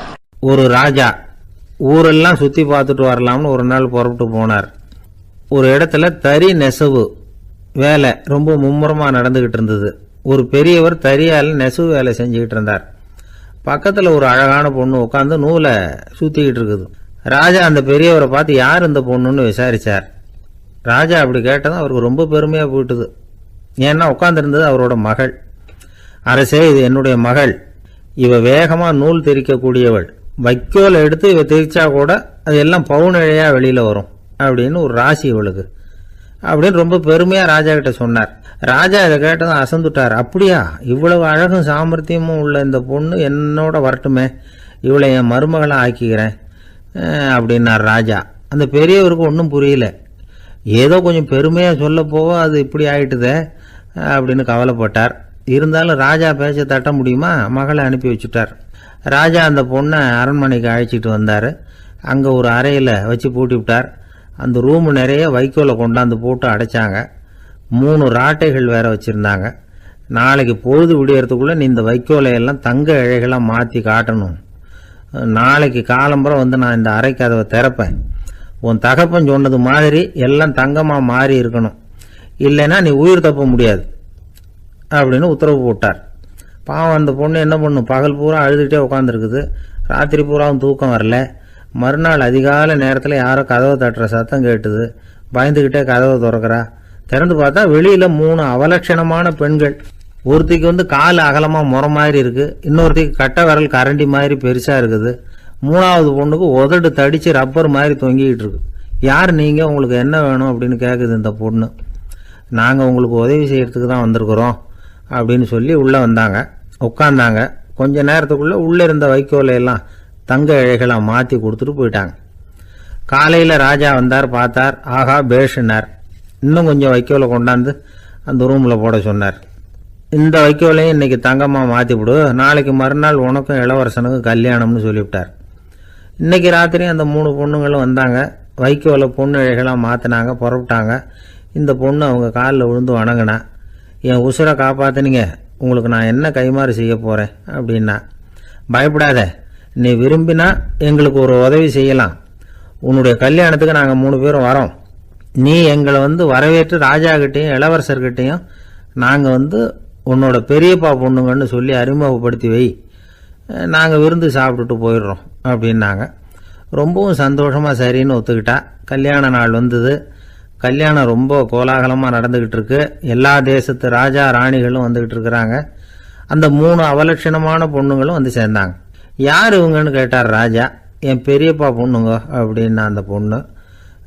காலும் உதடும் கட்டை விரலும் ஏன் இப்படி உங்களுக்கு அவலட்சணம் ஆயிட்டுது அப்படின்னு கேட்டார். அதுக்கு அந்த பொண்ணுங்க பதில் சொன்னாங்க. என்ன செய்யறது, ஓயாமல் வைக்கோலை நூற்று ஒருத்தியோட கட்டை விரல் அப்படி கரண்டி மாதிரி ஆயிட்டுது. நாக்கில் தொட்டு தொட்டு திரிச்சதுனால ஒருத்தியோட உதடு அப்படி ஆயிட்டுது. காலால் கட்டையை அழுத்தி அழுத்தி தறி போட்டதுனால இன்னொருத்தையோட கால் அப்படி ஆயிட்டுது. உங்கள் மருமகளாக வந்திருக்கிற இந்த பொண்ணு அந்த 3ஐயுமே செய்ய தெரிஞ்சவ தான். என்ன ஆக போதும் இன்னும் கொஞ்ச நாளில் அப்படின்னாங்க. அவ்வளவுதான். ராஜா பயந்துட்டார். அம்மா, இன்னையிலேருந்து நீ இளவரசனின் மனைவி. நீ எப்பவும் அழகாக இருக்கணும். அதனால் நீ இனிமேல் வைக்கோலை திரிக்கவே கூடாது அப்படின்னு உத்தரவு போட்டார். அவளை இக்கட்டான சூழ்நிலையிலிருந்து காப்பாற்றின அந்த 3 பொண்ணுங்களும் சந்தோஷமாக திரும்பி போயிட்டாங்களாம். சுவாமி சின்மயானந்தர் இந்த கதையை சொல்லியிருக்கிறார். தன்னலம் மறந்து சுயலாபத்தை தியாகம் செய்கிறது வைக்கோல்ல இருந்து தங்க இழைய நூக்கிறது மாதிரி அப்படிங்கிறார் அவர். அது இருக்கட்டும், இப்போ நம்ம கதைக்கு வருவோம். ஒரு ராஜா தன்னோட மகனுக்கு சுயவரம் நடத்தினார். எல்லா தேசத்திலிருந்தும் ராஜகுமாரர்கள் வந்திருந்தாங்க. ராஜகுமாரியை கல்யாணம் பண்ணிக்கலாம்ங்கிற ஆசையில் சுயம்பர மண்டபத்திலிருந்து எல்லா ராஜகுமாரர்களும் அலறி அடிச்சுக்கிட்டு வெளியில் ஓடி வந்துகிட்டு இருக்கிறாங்களாம். ஏன் இப்படி எல்லாரும் மிரண்டு போய் ஓடி வர்றாங்கன்னு கேட்டார் ஒருத்தர். அதுக்கு இன்னொருத்தர் விவரம் சொன்னார். ராஜகுமாரியை இன்னைக்கு தான் அவங்க நேரில் பார்த்தாங்களாம், அதுதான் அப்படி ஓடி வந்துகிட்டு இருக்கிறாங்க அப்படின்னார். காசி மாநகரத்தை பிரம்மதத்தன் அப்படிங்கிற ராஜா ஆட்சி பண்ணிட்டு வந்தார். அவர் ஒவ்வொரு வருஷமும் ஒரு திருவிழா நடத்துறது வழக்கம். எல்லா தேசத்திலிருந்தும் எல்லா வகையான ஜனங்களும் அதில் கலந்துக்குவாங்க. ஒரு சமயம் அது மாதிரி விழா நடந்துகிட்டு இருந்தது. வைகுண்டத்திலிருந்து தேவலோகத்திலிருந்து நிறைய தேவகுமாரர்கள்லாம் காசி நகருக்கு அப்போது வந்திருந்தாங்க. அதில் முக்கியமாக ஒரு 4 தேவகுமாரர்கள். அந்த 4 பேரையும் சுற்றி ஏகப்பட்ட கூட்டம். அப்படி என்ன விசேஷம் அவங்கக்கிட்ட அப்படின்னா, மற்றவங்களை விட அவங்க முகம் அழகாக இருந்ததா அப்படி பார்த்தா அப்படியும் இல்லை. அவங்க அணிஞ்சிருந்த மலர் மாலைகள் தான் அதுக்கு காரணமாக. அந்த மலர்கள்லேருந்து அப்படி ஒரு அபூர்வமான நறுமணம். இதுக்கு முன்னாடி இப்படி ஒரு நறுமணத்தை அந்த ஊர் ஜனங்க அனுபவிச்சதே இல்லை. அதுதான் அந்த 4 பேரையும் சுற்றி கூட்டம். எல்லாரும் கேள்வி கேட்க ஆரம்பித்தாங்க. உடனே அந்த 4 தேவகுமாரர்களும் எல்லாருக்கும் தெரியும்படியாக வானத்தில் எழும்பி கொஞ்சம் உயரமாக நின்றுக்கிட்டாங்க. கீழே நின்றுக்கிட்டு இருந்த அரசன்லேருந்து ஆண்டி வரைக்கும் ஒருத்தர் பாக்கி இல்லாமல் ஒரே குரலில் எல்லாரும் அவங்கள பார்த்து, எங்களுக்கும் இது மாதிரி மாலையை போட்டுக்கணும்னு ஆசையாக இருக்குது, அதுக்கு நீங்கள் தான் அருள் பண்ணணும் அப்படின்னு கேட்டுக்கிட்டாங்க. மாலை போட்டுக்கிறதுனா எல்லாருக்கும் ஆசையாக தானே இருக்கும். அந்த 4 தேவகுமாரர்களில் ஒருத்தர் புத்தர் பிரான்.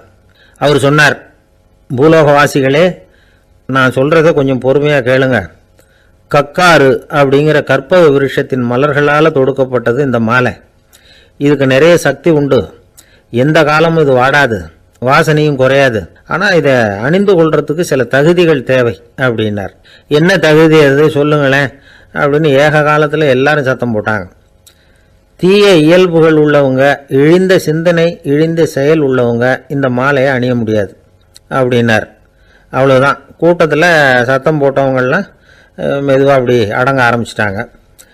இன்னொரு தேவகுமாரன் சொன்னார், அடுத்தவங்க பொருளை அபகரிக்காதவன், அடுத்தவங்களுக்கு கெடுதல் பண்ணக்கூடிய பொய் பேசாதவன், பேராசையினால் கெட்ட வழியில் பொருள் ஈட்ட நினைக்காதவன் இந்த மாலையை போட்டுக்கலாம் அப்படின்னார். கூட்டத்திலிருந்து யாரும் முன்னுக்கு வரல. ஒரே ஒரு ராஜகுரு மட்டும் கொஞ்சம் முன்னாடி வந்தார். பெரியவர், படித்தவர். அவர், எனக்கு தகுதி இருக்குது அந்த மாலையை போட்டுக்கிறதுக்கு அப்படின்னார். வேற ஒன்றும் இல்லை, பொய் சொல்லியாவது அந்த மாலையை வாங்கிக்குவோமே அப்படின்னு முடிவு பண்ணிட்டார் அவர். அவ்வளோதான், மாலையை வாங்கிட்டார். அடுத்த தேவகுமாரன் பேசினார். யாருக்கு திடமான அறிவும் மனமும் இருக்குதோ, யாருக்கு நல்ல காரியங்களில் அசையாத ஈடுபாடு இருக்குதோ, நல்ல அரிய பொருள்களை தனியாக தான் மட்டும் அனுபவிக்க விரும்பாதவர் யாரோ அவர் முன்னாடி வந்து இந்த மாலையை வாங்கிக்கலாம் அப்படின்னார். அந்த தகுதியும் எனக்கு இருக்குன்னார் ராஜகுரு. மாலையை வாங்கி போட்டுக்கிட்டார். இன்னொரு ராஜகுமாரன் பேச ஆரம்பித்தார். அறநெறியில் செல்வம் சேர்க்கணும், ஆடம்பர பொருள்களுக்கு அடிமையாகக்கூடாது, வெற்றி அடைஞ்சாலும் கர்வம் வரக்கூடாது, அப்படிப்பட்டவங்க இந்த மாலையை போட்டுக்கலாம்னார். துணிஞ்சு பொய் சொல்லி அதையும் வாங்கி கழுத்தில் போட்டுக்கிட்டார் இந்த ராஜகுரு. இன்னொரு ராஜகுமாரன் சொன்னார், சான்றோர்களை நிந்திக்காதவங்க, புறம் பேசாதவங்க இந்த மாலையை போட்டுக்கலாம்னார். அதையும் வாங்கி போட்டுக்கிட்டார். திருவிழா முடிஞ்சுது, எல்லாரும் திரும்பி போயிட்டாங்க. மறுநாள் ராஜகுரு 4 மாலைகளையும் போட்டுக்கிட்டு ராஜசபைக்கு வரார். வந்தவர் ரொம்ப அவஸ்தையோடு வர்றார். மாலையெல்லாம் வாடி போயிட்டுது, வாசனை எதுவும் கிடையாது. அது மட்டும் இல்லை, அவருக்கு கடுமையான தலைவலி வேற வந்துட்டுது. துடிச்சு போயிட்டார். மாலையை கழட்டவும் முடியல. ஜனங்கள்லாம் அவரை பார்த்து சிரிக்க ஆரம்பிச்சிட்டாங்க. என்னத்துக்கு ஆசைப்படணும், ஏன் இப்படி கஷ்டப்படணும் அப்படின்னு ராஜா பார்த்தார். மறுபடியும் விழாவுக்கு ஏற்பாடு பண்ணினார். தேவகுமாரர்கள்லாம் வந்தாங்க. ராஜகுரு வந்தார். மக்கள் முன்னிலையில் அவங்க காலில் விழுந்தார், மன்னிப்பு கேட்டுக்கிட்டார். இந்த மாலையை போட்டுக்கிற தகுதி எனக்கு இல்லை. தகுதி இல்லாத ஒருத்தன் தகாத தகுதியை பொய் மூலம் பெறணும்னு ஆசைப்படுறாங்களே, அவங்களுக்கெல்லாம் என்னுடைய தண்டனை ஒரு எச்சரிக்கையாக இருக்கட்டும்னார். அதுக்கப்புறம் தேவகுமாரர்கள் அவர் கழுத்தில் இருக்கிற மாலையை கழட்டினாங்களாம். அந்த மாலைகளும் பழையபடி மனம் கொடுக்க ஆரம்பிச்சுட்டு தான். இதுலேருந்து நாம் தெரிஞ்சுக்க வேண்டியது என்னென்னா, நமக்கு தகுதி இல்லாத ஒரு கௌரவம் நம்மக்கிட்ட தானாக வந்தால் கூட அதை வந்து தவிர்த்து விடுறது தான் நல்லது. அதுதான் புத்திசாலித்தனம். ஒருத்தர் வந்தார், சார் எங்கள் இலக்கிய மன்ற விழாவுக்கு நீங்கள் வந்து தலைமை தாங்கணும்னார். உடனே இவர் சொன்னார், பேச்சாளர், சார் இலக்கியத்தை பற்றி பேசுகிற தகுதி எனக்கு இல்லையே அப்படின்னார். உடனே அவர் கூப்பிட வந்தவர் சொன்னார், அந்த தகுதி உங்களுக்கு இல்லைங்கிறது எங்களுக்கும் தெரியும் சார், அதனால தான் உங்களை தலைமை தாங்க கூப்பிடுறேன் அப்படின்னார். அது சரி, தலைமைன்னா அதுக்கு இவர் என்னதான் அர்த்தம் பண்ணுறாருன்னு தெரியல. ஒரு பெரிய பியானோ கலைஞர் வியன்னாவில் இருந்தார். ரொம்ப புகழ்பெற்ற இசை கலைஞர் அவர். இங்கிலாந்து மகாராணி விக்டோரியா அவருடைய சங்கீதத்தை கேட்கணும்னு ஆசைப்பட்டாங்க. அவரை அரண்மனைக்கு கூப்பிட்டாங்களாம். பியானோ வாசிக்க சொல்லி கேட்டாங்களாம். இவரும் ரொம்ப பிரமாதமாக வாய்ச்சி காட்டியிருக்கார். உடனே பாராட்டி பரிசுகள்லாம் கொடுத்து அனுப்புனாங்களாம். அந்த இசையை கேட்கறதுல அரசிக்கு ரொம்பவும் ஆர்வம் உண்டு. அதனால் அதுக்கப்புறமும் அந்த கலைஞர் அடிக்கடி அரண்மனைக்கு வர வேண்டிய அவசியம் ஏற்பட்டது. ஏன்னா அரசி கூப்பிட ஆரம்பித்தாங்க. இவர் போகணும், அங்கே இசை நிகழ்ச்சி நடத்தணும். இவர் அங்கே பாடி வாசிக்கிறது உண்டு. ஒரு தடவை வந்து மகாராணி அவரை பார்த்து, உங்கள் நாட்டு தேசிய கீதம் பாடுங்களேன் அப்படின்னு கேட்டாங்களாம். உடனே அவர் தன்னுடைய நாடான ஆஸ்திரியாவின் தேசிய கீதத்தை பாடியிருக்கிறார். அவர் பாட ஆரம்பித்த உடனே மகாராணி எழுந்திரிச்சு நின்னாங்களாம். அதுக்கு மரியாதை செலுத்துகிற நோக்கத்தோட பாட்டு முடிகிற வரைக்கும் அப்படியே நின்றுக்கிட்டு இருந்தாங்களாம். இதுதான் அந்த அரசியினுடைய பெருந்தன்மை. அதாவது நாட்டுப்பற்றுங்கிறது அந்த அளவுக்கு அப்படி இருக்கணும். இப்படி ஒரு அரசியே நம்ம நாட்டு தேசிய கீதத்துக்கு எழுந்திரிச்சு நின்று மரியாதை செலுத்துகிறாங்க அப்படிங்கிறத புரிஞ்சிக்கும் பொழுது அந்த முதிய கலைஞரின் மகிழ்ச்சிக்கு அளவே இல்லையாம். அதுக்கப்புறம் அந்த பியானோ கலைஞர் ஒரு நாள் தன்னுடைய நண்பர் ஒருத்தர்கிட்ட பேசிக்கிட்டு இருந்தாராம். அப்போ சொன்னாராம், மகாராணியார் வந்து எனக்கு எவ்வளவோ பரிசுகள்லாம் கொடுத்துருக்குறாங்க. ஒரு தடவை எனக்கு வைரக்கல் பதித்த அணி ஒன்றை கூட பரிசாக கொடுத்தாங்க. ஆனால் அதை விட உயர்ந்த விலை மதிக்க முடியாத அணி என்ன தெரியுமா? நான் என்னுடைய நாட்டு தேசிய கீதத்தை நான் பாடுறப்போ அவங்க எழுந்திரிச்சு நின்று மரியாதை செலுத்தினாங்களே, அதுதான் எனக்கு கிடைச்ச மிகப்பெரிய பரிசு அப்படின்னாராம். எனக்கு தெரிஞ்ச சங்கீத வித்வான் ஒருத்தர் இருக்கார். சமீபத்தில் ஒரு நாள் அவரை பார்த்தேன். எப்படி போயிட்டுருக்கு உங்கள் தொழில் அப்படின்னு கேட்டேன். ரொம்பவும் வித்தியாசமாக போயிட்டுருக்குங்க அப்படின்னார். என்ன சொல்கிறீங்க அப்படின்னேன். முன்னாடியெல்லாம் நான் பாடினா எதிரில் இருக்கிறவங்க தான் எழுந்திரிச்சு போயிட்டு இருந்தாங்க. இப்போ எப்படின்னா நான் பாட ஆரம்பிச்சுட்டா உடனே பக்கவாத்தியக்காரனே எழுந்திரிச்சு போடுறான் அப்படின்னார் ரொம்ப வேதனையோட. என்னை விட யோகியம் இந்த உலகத்தில் வேற யாரும் இல்லை சார் அப்படின்னார் ஒருத்தர். அவரை விட அயோக்கியன் வேற யாரும் இருக்க முடியாதுங்கிற முடிவுக்கு கேட்டவங்க வந்துட்டாங்களாம். மனுஷனுக்கு இருக்கிற ஒரு மிகப்பெரிய குறையே தன்கிட்ட இருக்கிற குறை அவனுக்கு தெரியாமல் போகிறது தான். ஆனால் அடுத்தவங்ககிட்ட இருக்கிற குறை இவனுக்கு தெளிவாக தெரிஞ்சிடும். ஒரு ஒட்டகம் ஒரு கொக்கை பார்த்து ஒரு கேள்வி கேட்டுதான். என்ன கேள்வி தெரியுமா? உன் கழுத்து ஏன் இப்படி வளைஞ்சி போயிருக்குது அப்படின்னு கேட்டிருக்கு. இதுக்கு உடம்பே வளைச்சல். இது போய் கொக்கை கிண்டல் பண்ணுது. இன்னைக்கு மனித சுபாவமும் கிட்டத்தட்ட இப்படித்தான் இருக்குது. இந்த உலகத்தில் குறையில்லாத மனிதர்கள் யாரும் கிடையாது, நாம உள்பட அப்படிங்கிறத முதல்ல நாம் நல்லா புரிஞ்சுக்கணும். ஒரு ஊரில் ஒரு விற்பனை நிலையம் இருந்தது. செல்ல பிராணிகளை விற்பனை செய்கிற நிலையம் அது. நாய், கிளி, பூனை இப்படி நிறைய வச்சு விற்பனை பண்ணிகிட்டு இருக்கிறாங்க. நாய்க்குட்டி விற்பனை செய்கிற பகுதியில் ஒரு சிறுவன் நின்றுக்கிட்டு இருந்தான். விற்பனை செய்கிற ஆளுகிட்ட விலை கேட்டுக்கிட்டு இருந்தான். அதுவும் இருக்குதே, அந்த நாய்க்குட்டி என்ன விலை அப்படின்னு கேட்டானா. 1000 ரூபா அப்படின்னாரான். சரி, அது வேணாம், இது என்ன விலைன்னு இருக்கான். 500 ரூபா அப்படின்னாரான். இந்த சின்ன பையன் கையில் வச்சுருந்தது வெறும் 50 ரூபா தான். அதனால் இதை விட குறைச்சலாக கிடைக்குமான்னு பார்த்துருக்கான். அந்த கடையில் ஒரு மூலையில் சரியாக கவனிக்கப்படாமல் ஒரு நாய்க்குட்டி படுத்து கிடந்தது. பாவமாக கத்திக்கிட்டு இருந்தது. அதை பார்த்ததுமே இவனுக்கு அது ரொம்ப பிடிச்சி போச்சு. உடனே அந்த கடைக்காரரை பார்த்து, அதுவும் அந்த மூலையில் படுத்து கிடக்குதே அந்த நாய்க்குட்டி என்ன விலை அப்படின்னு கேட்டிருக்கான். தம்பி, அது ஒரு கால் ஊனம், அதனால் அது உன்னோட குதித்து விளையாடவோ ஓடுறதோ அதால் முடியாத காரியம் அப்படின்ட்டுருக்கார் அவர். அது தெரிஞ்சுதாங்க கேட்குறேன், அதோட விலை என்ன அதை மட்டும் சொல்லுங்களேன் அப்படின்ட்டுருக்கான். தம்பி, இது கால் ஊனம் உள்ள ஒரு நாய். இதை போய் காசு கொடுத்து வாங்கிறதுக்கு யாராவது பிரியப்படுவாங்களா? இதை நான் உனக்கு இலவசமாகவே தர்றேன், எடுத்துகிட்டு போ அப்படின்னாரான். இதை கேட்டதும் அந்த சிறுவனுக்கு கோபம் வந்துட்டு தான். நீங்கள் ஒன்றும் சும்மா கொடுக்க வேணாம், இந்தாங்க 50 ரூபா, இதை வச்சுக்கிட்டு நாய்க்குட்டியை கொடுங்க அப்படின்ட்டுருக்கான். அவருக்கு ஒன்றும் புரியல, ஆச்சரியமாக இருந்தது. சரின்னு பணத்தை வாங்கிட்டு நாய்க்குட்டியை தூக்கி கொடுத்தார். அந்த சிறுவன் அந்த நாய்க்குட்டியை 2 கையாலையும் வாங்கினா, மார்போட பிரியமாக சேர்த்து அணைச்சிக்கிட்டான். தெருவில் இறங்கி நடக்கிறான். அப்படி நடக்கும்பொழுது தான் பார்க்குறார், கடைக்காரர் ஆச்சரியமாக அவனை பார்க்குறார். அப்போ தான் அவருக்கு ஒரு விஷயம் புரியுது. அந்த சிறுவன் தெருவில் நாய்க்குட்டியை மார்போடு அணைச்சிக்கிட்டு விந்தி விந்தி நடந்து போய்கிட்டு இருக்கிறான். ஆமாம், அவனுக்கும் ஒரு கால் ஊனம். இந்த நாய்க்குட்டியை யாருமே வாங்க மாட்டாங்கன்னு நினச்சிக்கிட்டு இருந்தார். குறையுள்ள அதுக்கும் ஒரு எஜமானன் கிடச்சிட்டான். அதனால் ஊனம் ஒரு குறை இல்லை அப்படிங்கிற உண்மையை அந்த கடைக்காரர் புரிஞ்சுக்கிட்டாரான். நம்மால் ஒருத்தர் கொஞ்சம் வயசானவர், எழுந்திரிச்சு சரியாக நடக்க முடியாது, சாய்வு நாற்காலியிலேயே எப்பவும் உட்காந்துருப்பார். அவர் தனக்கு துணையாக ஒரு நாயை பக்கத்தில் வச்சுருந்தார். அதுவும் ரொம்ப வயசான ஒரு நாய், எழுந்திரிக்கவே சிரமப்படும், நடக்கவும் முடியாது. அவர் பக்கத்திலே இதுவும் சோர்ந்து போய் படுத்து கிடக்கும். அந்த பெரியவரை பார்க்க வந்த ஒருத்தர் கேட்டார், ஏங்க, ஒரு சின்ன பையனை உங்களுக்கு துணையாக வச்சுக்கப்படாதா? இந்த நாயை உங்களுக்கு பாதுகாப்பாக வச்சுருக்கிறீங்களே, உங்களுக்கு ஒரு ஆபத்துன்னா இது எப்படி உங்களுக்கு உதவ முடியும் அப்படின்னார். அப்போ அவர் சொன்னாராம், எனக்கு ஒரு ஆபத்துன்னா அந்த சமயத்தில் இந்த நாய் என்னை தனியாக விட்டுட்டு ஓடி போயிடாமல் இருக்கணும்ல, அதுக்காகத்தான் இதை நான் வச்சுருக்கிறேன் அப்படின்னாராம். ஒரு தடவை நாரதர் ஒரு தெரு வழியாக போய்கிட்டு இருந்தார். வழியில் ஒருத்தர் வேத சாஸ்திரம்லாம் படிச்சுக்கிட்டு உட்காந்துருந்தார். அவர் நாரதரை பார்த்து, எங்கே போயிட்டு இருக்கிறீங்கன்னு கேட்டார். கடவுளை பார்த்துட்டு வரலாம்னு போயிட்டுருக்கிறேன் அப்படின்னார் நாரதர். அப்படின்னா அவர்கிட்ட, எனக்கு எப்போ முக்தி கிடைக்கும்னு கேட்டுட்டு வாங்களேன் அப்படின்னார் இவர். சரி, கேட்டு வரேன் அப்படின்னு சொல்லிவிட்டு நாரதர் நடந்தார். கொஞ்சம் தூரத்தில் ஒரு மரத்தடியில் ஒரு தொழிலாளி செருப்பு தைச்சிக்கிட்டு உட்காந்துருந்தார். அந்த ஆளும் அதே மாதிரி கேட்டுக்கிட்டார், எனக்கு எப்போ முக்தி கிடைக்கும்னு கடவுள்கிட்ட கேட்டுக்கிட்டு வாங்களேன்னார். அவர்கிட்டையும் சரின்னு சொல்லிவிட்டு நாரதர் நேராக வைகுண்டத்துக்கு வந்து சேர்ந்தார். கடவுளை பார்த்தார். இவங்க 2 பேரும் சொல்லி அனுப்பின விஷயத்தை பற்றி கேட்டார். அதுக்கு கடவுள் சொன்னார், அந்த செருப்பு தைக்கிற தொழிலாளி உடல் நீத்ததும் உடனே என்னை வந்து அடைவான். ஆனால் அந்த சாஸ்திரம் படித்த ஆள் இப்போதைக்கு என்கிட்ட வந்து சேரமாட்டான். அவன் இன்னமும் பல பிறவிகள் எடுத்து அங்கேயே இருக்க வேண்டியிருக்குது. எப்போ இங்கே வந்து சேருவான்னு எனக்கே தெரியாது அப்படின்னார். நாரதருக்கு இதோட ரகசியம் என்னங்கிறது புரியல. எனக்கு ஒன்றும் புரியலையேன்னாரான் கடவுள்கிட்ட. சீக்கிரம் புரிஞ்சுக்குவேன், நீ திரும்பி போகிறப்போ நான் இங்கே வைகுண்டத்தில் என்ன செஞ்சுக்கிட்டு இருக்கேன்னு கேட்டால், ஒரு ஊசியின் துவாரத்தில் ஒரு யானையை கோத்துக்கிட்டு இருக்கிறேன்னு அவங்கக்கிட்ட சொல்லு அப்படின்னார் கடவுள் சிரிச்சுக்கிட்டே. நாரதர் பூமிக்கு திரும்பினார். கடவுளை பார்த்தீங்களா, எப்படி இருக்கார் அப்படின்னு விசாரித்தார் வேத சாஸ்திரம் படித்தவர். ஓ பகவானா, அவர் யானையை ஊசியின் காதில் நுழைச்சிக்கிட்டு இருக்கிறார் பார்த்தேன்னார் நாரதர். ஊசி காதில் யானையா, அது எப்படி முடியும்? நீங்கள் சொல்கிறத நான் நம்ப மாட்டேன்னு விட்டார் அவர்.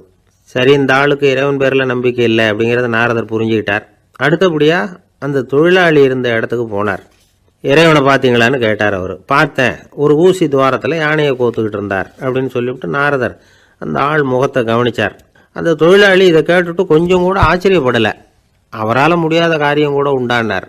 என்ன இப்படி சொல்கிற, ஊசியின் துவாரத்தில் யானையை கோக்க முடியும்னு நீ நம்புறியா அப்படின்னு கேட்டார் நாரதர். நிச்சயமாக நம்புகிறேன்னார் அவர். அது எப்படி அப்படின்னு கேட்டார் இவர். இதோ பாருங்கள், நான் இந்த ஆலமரத்தடியில் தான் தினமும் உட்காந்துருக்கிறேன். தினமும் இந்த மரத்திலிருந்து எவ்வளவோ பழம் கீழே விழுது. இந்த பழத்தில் இருக்கிற ஒவ்வொரு விதையிலேயும் உள்ள ஒரு ஆலமரம் இருக்குது. ஒரு சின்ன விதைக்குள்ள ஒரு பெரிய ஆலமரம் இருக்க முடியுங்கிறப்ப ஊசி துவாரத்தில் கடவுள் வந்து யானையை நுழைய வச்சாருங்கிறத ஒத்துக்கிறதுல என்ன கஷ்டம் இருக்குது அப்படின்னு ரொம்ப சர்வசாதாரணமாக பதில் சொன்னாராம் அந்த தொழிலாளி. நாரதர் யோசனை பண்ணார், இந்த தொழிலாளி வேத சாஸ்திரங்களையெல்லாம் படிக்கலைன்னா கூட அறிவுபூர்வமாக சிந்திச்சு இறைவனை நம்புகிறான். அதனால தான் கடவுள் இந்த ஆளுக்கு சீக்கிரம் முக்தி கிடைக்கும்னு சொன்னார் அப்படிங்கிறத புரிஞ்சுக்கிட்டாராம். இந்த கதையில் வர்ற கடவுள், நாரதர், வைகுண்டம் இதெல்லாம் ஒரு பக்கம் இருக்கட்டும், ஒரு சின்ன விதைக்குள்ள ஒரு பெரிய ஆலமரம் தூங்கிக்கிட்டு இருக்கு அப்படிங்கிற உண்மை, அந்தரத்தில் 1000 கிரகங்கள் சுற்றிக்கிட்டு இருக்குங்கிற உண்மை, இதெல்லாம் வந்து நாம் பார்த்துக்கிட்டு தானே இருக்கிறோம். இந்த உண்மைகள் வந்து அதிசயமாக நமக்கு தெரியறதுனால அதை வந்து நம்பாமல் இருந்துட முடியாது.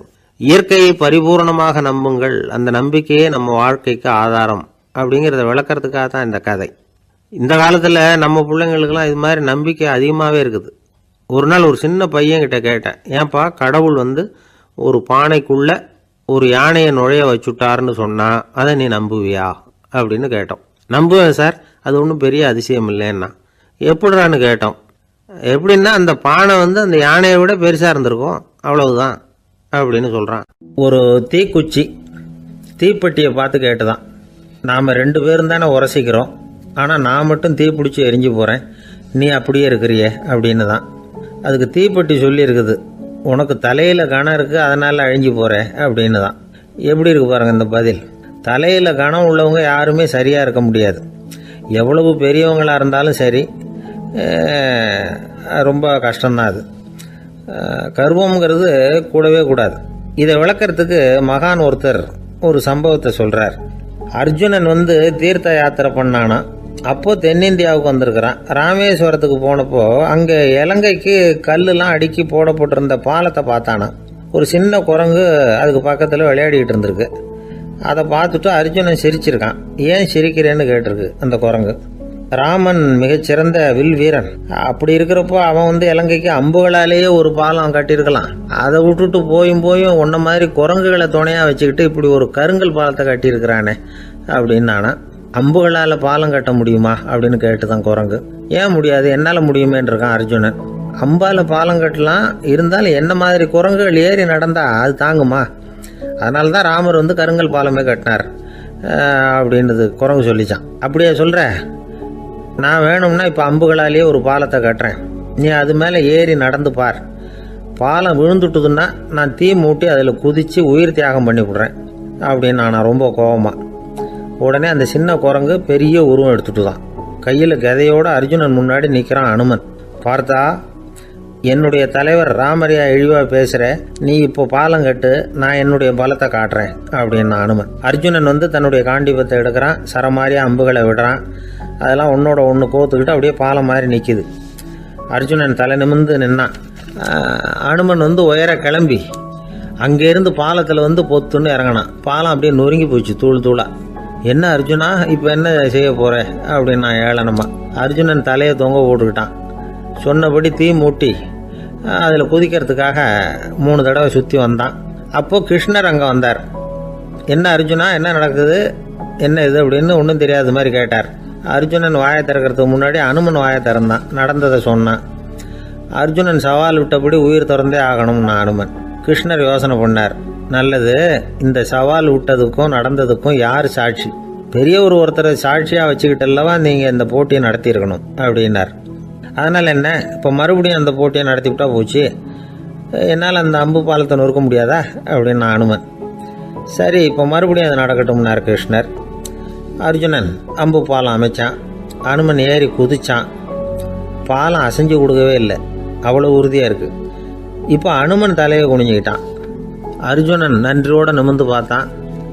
கிருஷ்ணருடைய தோள்கள்லேயும் முதுகள்லேயும் ரத்தம். என்ன சுவாமி, என்ன நடந்ததுன்னு நான் பதறி போய், உன் அம்பு பாலத்தை நான் தான் முட்டு கொடுத்து தாங்கிக்கிட்டு இருந்தேன். அனுமன் குதிச்சப்போ என் மேலே ஏற்பட்ட காயங்கள் இவை. பின்ன உன்னுடைய அம்பு பாலத்தினாலேயா பாலம் நின்றுதுன்னு நினைக்கிறேன் அப்படின்னாராம். முதல்ல வந்து அர்ஜுனன் அப்புறம் அனுமன் 2 பேருக்குமே கர்வ பங்கம் ஆயிட்டு தான். அதாவது அவங்கக்கிட்ட இருந்த கர்வம் போயிட்டுது. யாராக இருந்தாலும் கர்வம் கூடாதுங்கிறத இதிலேருந்து நாம் புரிஞ்சுக்கணும். இந்த காலத்தில் நாமெல்லாம் எந்த விஷயத்துக்கெல்லாம் கர்வப்பட்டுக்கிட்டு இருக்கோம் தெரியுமா? 2 பெண்கள் தங்களுடைய கணவன்மார்களை பற்றி ரொம்ப பெருமையாக பேசிக்கிட்டாங்களாம். அதில் ஒரு அம்மா சொல்லியிருக்கு, என் வீட்டுக்காரர்கிட்ட எந்த சப்ஜெக்ட் கொடுத்தாலும் சரி அந்த விஷயத்தை பற்றி அழகாக 1 மணி நேரம் பேசுவார் அப்படின்னாங்களாம். உடனே இன்னொரு அம்மா, அது என்ன பிரமாதம், என் வீட்டுக்காரருக்கு சப்ஜெக்டே தேவையில்லை, விஷயமே இல்லாமல் நாள் பூரா பேசிக்கிட்டு இருப்பார் அப்படின்னாங்களாம். ஒரு காடு, நல்ல மரம்லாம் செழிச்சு இருந்தது. அப்படிப்பட்ட காட்டில் ஒரு சாது இருந்தார். அவர் எப்படின்னா எப்பவும் ஒரு மரத்தடியில் உட்காந்துருப்பார். ஏன்னா அவருடைய இருப்பிடமே அதுதான். அவர் என்ன பண்ணுவார், 3 கல் வச்சுருந்தார். செங்கல் மாதிரி இருக்கும், ஆனால் அதை விட கொஞ்சம் பெருசாக இருக்கும். எதுக்கு அந்த 3 கல்லுன்னா அதுதான் அவருடைய படுக்கை. அதாவது தூங்குறப்ப ஒரு கல்லை தலைக்கு கீழே வச்சுக்குவார், இன்னொரு கல்லை இடுப்புக்கு கீழே வச்சுக்குவார், இன்னொரு கல்லை காலுக்கு கீழே வச்சுக்குவார். உடம்பை அப்படியே ஒரு தகட்டால் மூடிக்குவார், அப்படியே தூங்கி போடுவார். மழை பெய்யுதுன்னு வச்சுங்க, அவர் உடம்பு 3 கல் மேலே இருக்குதா, அதனால் தண்ணி அடியில் ஓடி போடும், உடம்பு நனையாது. மேலே தகடு இருக்கிறதுனால மழையும் உடம்புல படாது. அவர் தூக்கமும் கிடாது, நிம்மதியாக தூங்குவார். பகலில் அந்த 3 கல்லையும் ஒரு சேர ஒரு அடுப்பு மாதிரி வச்சு அது மேலே உட்காந்துக்குவார். அதனால் பாம்பு பூச்சி எதுவும் அவரை தொந்தரவு பண்ணுறதில்ல, அது பாட்டுக்கு நடந்து போயிடும். அவர் பாட்டுக்கு நிம்மதியாக இருப்பார். யாராவது எதையாவது கொண்டுகிட்டு கொடுத்தா அதை வாங்கி சாப்பிடுவார், அவ்வளவுதான். ஒரு நாள் அந்த நாட்டு அரசன் காட்டுக்கு வேட்டையாட வந்தான். அந்த வழியாக வந்தப்போ இந்த சாது படுத்துருக்கிறத பார்த்தான், பரிதாபப்பட்டான். ஐயோ பாவம், இவர் இப்படி இந்த கல் மேலே உடம்பை வச்சுக்கிட்டு தூங்குறாரு, என்ன பாடுபடுவார், இவரை நாம் அரண்மனைக்கு அழைச்சிட்டு போய் சுகமாக நிம்மதியாக இருக்கிறதுக்கு வழி செஞ்சு கொடுப்போம், அது ரொம்ப நல்லாயிருக்கும் அப்படின்னு நினச்சான். அப்படி நினச்சிக்கிட்டே அரண்மனைக்கு வந்துட்டான். அதுக்கப்புறம் ஒரு பல்லக்கையும் 2 சேவகர்களையும் காட்டுக்கு அனுப்பி அந்த சாதுவை மெதுவாக இங்கே அழைச்சிட்டு வந்துடுங்க அப்படின்னு சொல்லி அனுப்பி வச்சான். இவங்க போய் அவர்கிட்ட விவரத்தை சொன்னாங்க. எனக்கு என்னத்துக்கு அரண்மனை வாசம் அப்படின்னார். இருந்தாலும் மன்னர் உத்தரவு, நீங்கள் அவசியம் வரணும் அப்படின்னாங்க இவங்க. சரின்னு சொல்லிவிட்டு வேறு வழி இல்லாமல் புறப்பட்டார். புறப்படும் பொழுது என்ன பண்ணாருன்னா, மறக்காமல் அந்த 3 கல் ஒரு தகடு அதையும் எடுத்து பல்லக்கில் வச்சுக்கிட்டார். என்னத்துக்கு இதையெல்லாம் எடுத்து வைக்கிறாரு அப்படின்னு சொல்லி அவங்க யோசனை பண்ணாங்க. இருந்தாலும் அதை பற்றி ஒன்றும் கேட்கல. பேசாமல் அவரை அழைச்சிட்டு போய் அரண்மனையில் விட்டுட்டாங்க. அரசன் ஓடி வந்தான், வரவேற்றான், அறுசுவை உணவு படைத்தான். அவர் படுக்கிறதுக்கு தங்க கட்டில், பட்டு மெத்தை, இப்படி எல்லாம் ஏற்பாடு பண்ணி வச்சான். இங்கே படுத்து ஓய்வு எடுத்துங்க அப்படின்னு சொல்லிவிட்டு அவன் பாட்டு போயிட்டான். மறுநாள் காலையில் பார்க்குறான், சாது படுத்துருக்கிறார். எப்படி தெரியுமா, அந்த பட்டு மெத்தை மேலே 3 கல்லையும் வச்சு வழக்கம் போலவே அது மேலே படுத்துருக்கிறார். அதுக்கு மேலே தகடு. அரசன் பார்த்துட்டு அதிர்ச்சி ஆகிட்டான். என்ன சுவாமி இப்படி அப்படின்னா, சாது சொன்னார், எனக்கு தேவையும் இல்லை குறையும் இல்லை, எல்லா இடத்துலையும் எனக்கு ஒரே மகிழ்ச்சி தான் அப்படின்னார். மகிழ்ச்சிங்கிறது தங்க கட்டிலேயோ பட்டு மெத்தையிலேயோ இல்லை, அது மனசில் இருக்கிற ஒரு விஷயம். உண்மையான மகிழ்ச்சிக்கு வழி மனப்பக்குவம் அப்படிங்கிறது அந்த அரசனுக்கு புரிஞ்சுதான். இந்த காலத்தில் ஒரு சாமியார், அவரை தேடி ஒரு சீடன் வந்தான். என்னாச்சு தெரியுமா, சுவாமி எனக்கு நிம்மதி வேணும், அதுக்கு என்ன வழின்னு கேட்டான். சாமியார் நிமிர்ந்து பார்த்தார். அப்புறம் சொன்னார், நீ ஏகப்பட்ட பேர்கிட்ட கடன் வாங்கியிருக்கிற, அதையெல்லாம் திருப்பி கொடுத்தா தான் உனக்கு நிம்மதி கிடைக்கும்னார். இவனுக்கு ஆச்சரியம். அது எப்படி சாமி, அவ்வளவு கரெக்டாக நான் கடன் வாங்கினதை கண்டுபிடிச்சிங்க அப்படின்னா, உனக்கு கடன் கொடுத்து சாமியாராக போனதே நான் தான்ப்பா, அதனால தான் இந்த கதிக்கு வந்தேன். என்கிட்டயே நிம்மதிக்கு வழி கேட்குறியே, அதுதான்டா வேதனை அப்படின்னாராம் அவர். ஒரு ஊரில் ஒருத்தர் இருந்தான். ஒரு நாள் காலையில் எழுந்திரிச்சான். ஒரு 10 ரூபாய் எடுத்து சட்டப்பையில் வச்சுக்கிட்டான். கடை தெருவுக்கு புறப்பட்டான். காய்கறி வாங்குறதுக்காக அவன் போகிறான். காய்கறி சந்தைக்கு போய் சேர்ந்தான். கத்திரிக்காய் 1/4 கிலோ கொடுங்கன்னான். கொடுத்தாங்க. காசு கொடுக்கறதுக்காக சட்டப்பையில் கையை விட்டான், பணத்தை காணும். 10 ரூபாயை சட்டப்பையில் வச்சுக்கிட்டு தான் வந்தான். அது இப்போ அங்கே இல்லை. வழியில் எங்கேயும் அது விழுந்துட்டு போட்டிருக்கு. அல்லது யாராவது திருடர்கள் தெரியாமல் அதை எடுத்துக்கிட்டு போட்டாங்களா என்னன்னு தெரியல. எப்படியோ 10 ரூபாயை அவன் இழந்துட்டான். கையில் காசு இல்லை. அதனால் கத்திரிக்காயை திருப்பி கொடுத்துட்டு கவலையோடு வீட்டுக்கு திரும்பி வந்தான். அதையே நினச்சிக்கிட்டு இருந்தான். அவனுக்கு துக்கம் அதிகமாக போச்சு. அழ ஆரம்பிச்சிட்டான். காய்கறிகள் வாங்கிட்டு ஆனந்தமாக சமைச்சு சாப்பிட்லாம்னு நினச்சோம், அது முடியாமல் போச்சேங்கிற கவலை அவனுக்கு. அதனால் அதை மறக்கவே முடியல. இது நடந்து கொஞ்ச நாள் ஆச்சு. அதே மனுஷன் இன்னொரு நாள் அதே மாதிரி புறப்பட்டான். பணத்தை எடுத்து பையில் வச்சுக்கிட்டான். காய்கறி சந்தையை நோக்கி போய்கிட்டு இருக்கிறான். இப்போ வழியில் ஒரு ஏழை பையனை பார்த்தான். தம்பி எங்கே போகிற அப்படின்னு கேட்டான். ஐயா பள்ளிக்கூடத்துக்கு போய்கிட்டுருக்கிறேன் அவன். சரி, அதுக்கே இவ்வளவு கவலையோடு போய்கிட்டுருக்கிற அப்படின்னு விசாரித்தான் அவன். ஐயா நான் ரொம்ப ஏழை, வீட்டில் வசதி இல்லை, பரீட்சைக்கு பணம் கட்டணும், இன்றைக்கி கடைசி நாள், என்ன செய்கிறதுன்னு தெரியலன்னா. இவன் பார்த்தான், தாங்கிட்ட இருக்கிற பணத்தை எடுத்து அந்த பையன்கிட்ட கொடுத்தான். இதை வச்சுக்கோ, உடனே பணத்தை கட்டு, நல்லா படி, பரீட்சை எழுது அப்படின்னு சொல்லிவிட்டு திரும்பி வந்துட்டான். வெறுங்கையோடு திரும்பி வந்தும் வீட்டில் கேட்குறாங்க, எங்கே காய்கறின்னு வழக்கம் போல் கேட்டாங்க. இவன் நடந்ததை சொன்னான்.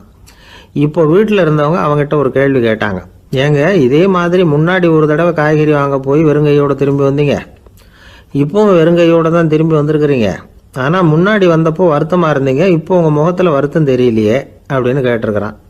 அதாவது வீட்டில் இருக்கிறவங்க கேட்டாங்களாம். இப்போ அந்த மனுஷன் யோசிக்க ஆரம்பித்தானான், இந்த ரெண்டு நிகழ்வுகளுக்கு என்ன வித்தியாசம்? போன தடவை அவன் பணத்தை இழந்தான், இந்த தடவை அவன் பணத்தை இழந்திருக்கிறான். போன தடவை யாரோ திருடிட்டு போயிட்டாங்க, இந்த தடவை அவனாவே ஒரு பையன் பேரில் இறக்கப்பட்டு எடுத்து கொடுத்துருக்குறான். அன்னைக்கு பணம் போயிட்டுதேன்னு வருத்தமாக இருந்தது, இன்றைக்கி பணம் போனாலும் மனசுக்கு மகிழ்ச்சியாக இருக்குது, நிறைவாக இருக்குது. கொஞ்சம் யோசிச்சு பாருங்கள். பணத்தை இழந்தது மகிழ்ச்சிக்கோ வருத்தத்துக்கோ காரணமாக இருக்க முடியாது. அப்படின்னா வேற எது காரணம்? அன்றைக்கு பணத்தை இழந்துட்டேன்னு அழுதான், இன்றைக்கு பணத்தை இழந்தாலும் மகிழ்ச்சியாக இருக்கிறான். ஆகவே மகிழ்ச்சிக்கும் துக்கத்துக்கும் இழப்பு காரணம் அல்ல, இழப்பு பற்றிய நம்முடைய அறிவு தான் காரணம் அப்படிங்கிறது பெரியவர்களுடைய கருத்து. எந்த பொருளும் நமக்கு கவலையை உண்டு பண்ணுறதில்ல, அந்த பொருள் பேரில் நாம் வைக்கிற பற்று தான் கவலையை உண்டு பண்ணுது. பொருள்கள் நம்ம விட்டுட்டு போயிட்டா நாம் அழுதுகிட்டு இருக்கிறோம், நாமே அதுகளை விட்டுட்டு வந்துட்டா மகிழ்ச்சியாக இருக்கிறோம்.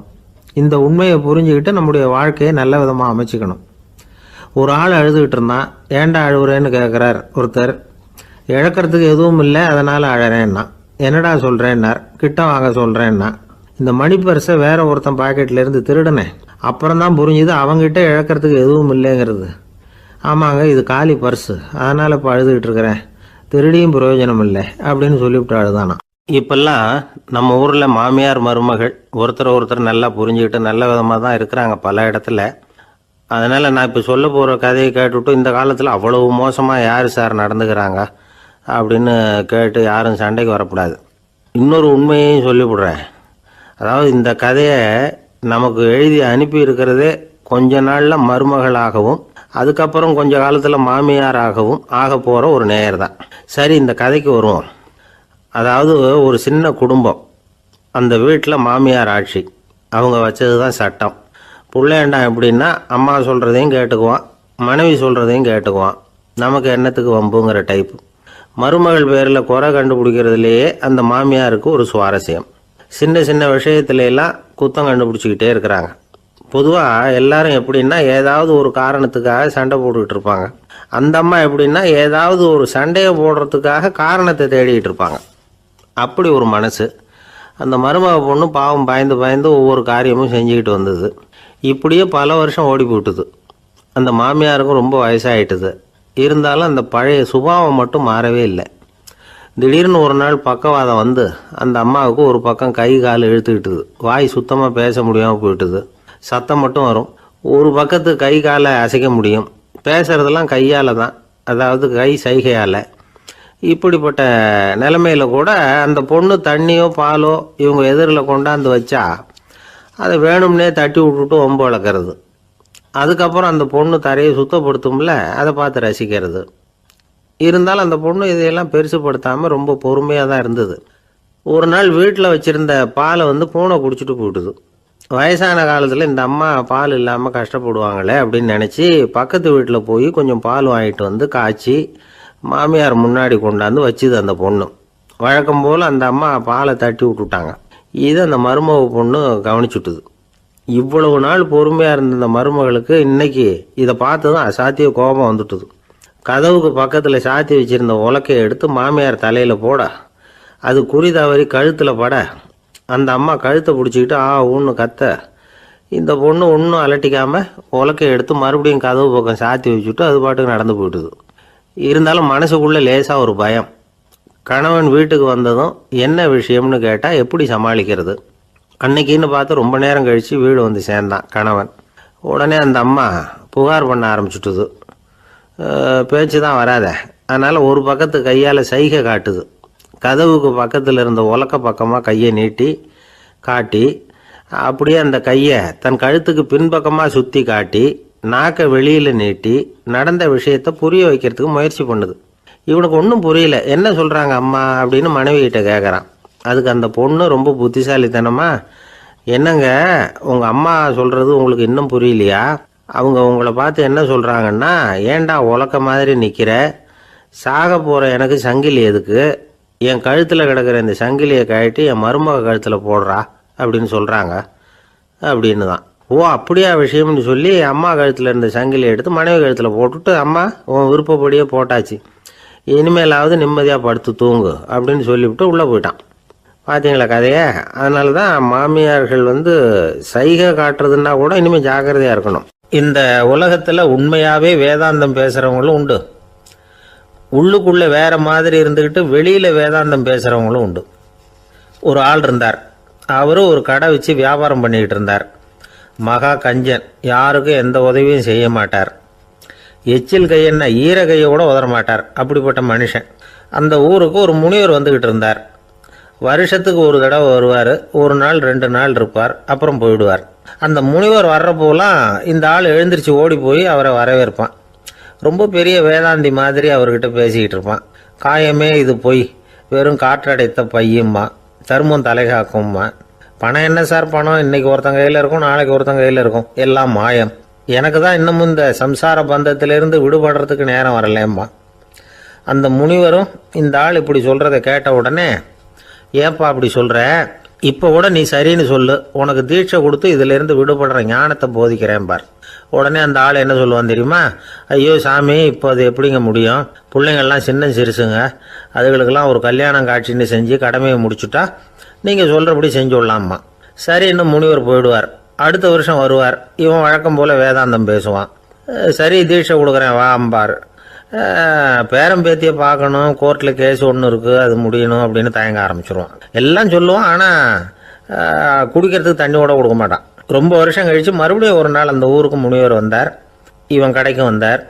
அப்புறம் அங்கே கல்லாவில் நம்ம ஆள் இல்லை, அவன் புள்ள தான் உட்காந்துருக்கிறான். அப்பாவை போலவே புள்ளையும் எழுந்திரிச்சு ஓடியாந்து முனிவரை வரவேற்றான். அப்பா எங்கன்னு விசாரிச்சார் முனிவர். ஐயோ அதை ஏன் கேட்குறீங்க சாமி, உங்ககிட்ட தீட்சை வாங்கி இந்த சம்சார பந்தத்திலேருந்து விடுதலை பெறணும்னு சொல்லிக்கிட்டே இருப்பார், அது நிறைவேறாமலே போய் சேர்ந்துட்டார். போன மாதம் ஒரு நாள் திடீர்னு நெஞ்சு வலிக்குதுன்னார், அவ்வளவுதான் போட்டுன்னு போயிட்டார் அப்படின்னு புலம்புனான் பையன். இதை கேட்டதும் முனிவர் சிரிச்சாரான்.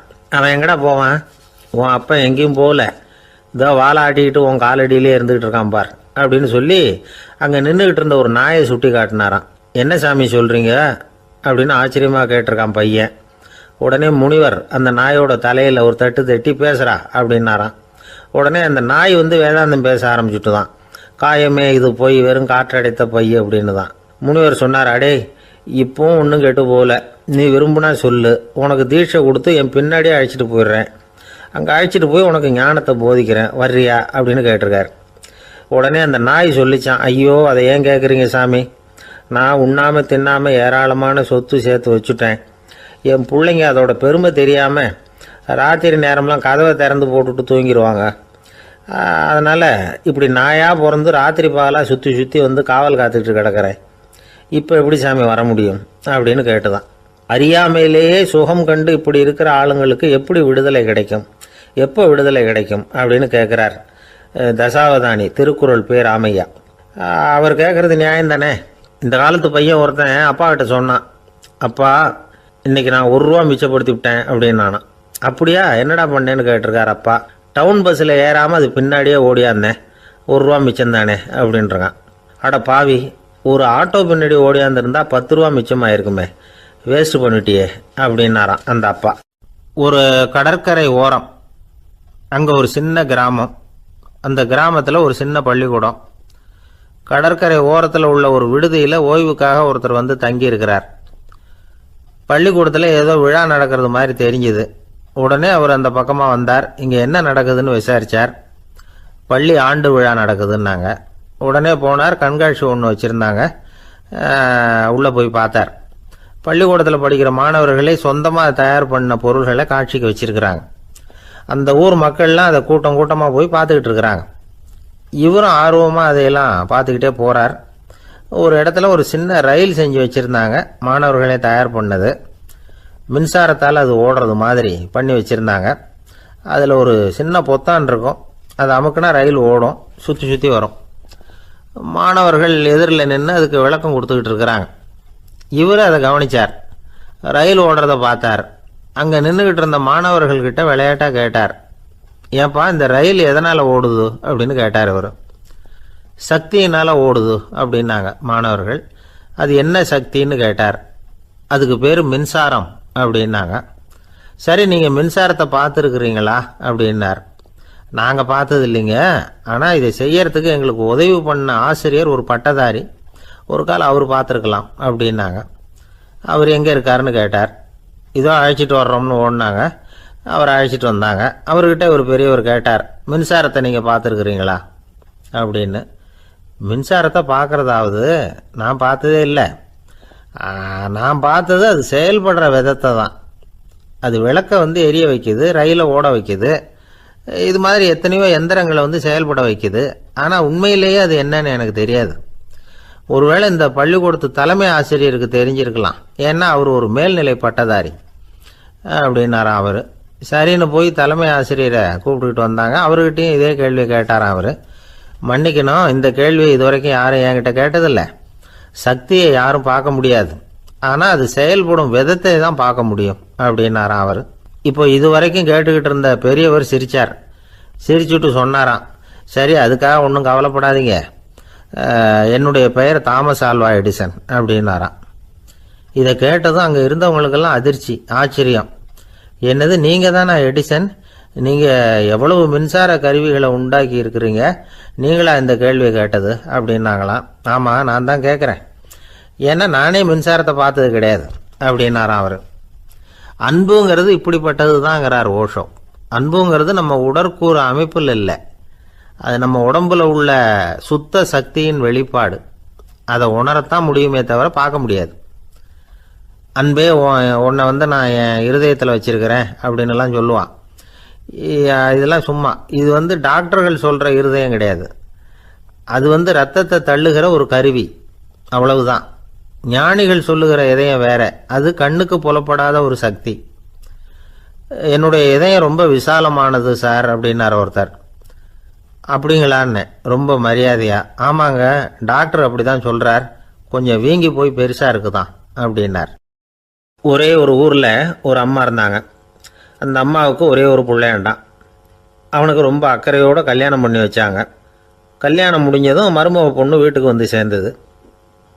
அப்பாடா என் கடமை முடிஞ்சுது, இனிமேல் அக்கடான்னு எங்கேயாவது ஒரு மூலையில் படுத்து கிடக்கலாம் அப்படின்னு நினச்சாங்க அந்த அம்மா. ஆனால் நினைக்கிறபடி எங்கே நடக்குது? அதுக்கப்புறம் தான் பிரச்சனையே ஆரம்பமாச்சு. மருமகள் குணம் சரியில்லை, ஒரு மாதிரி.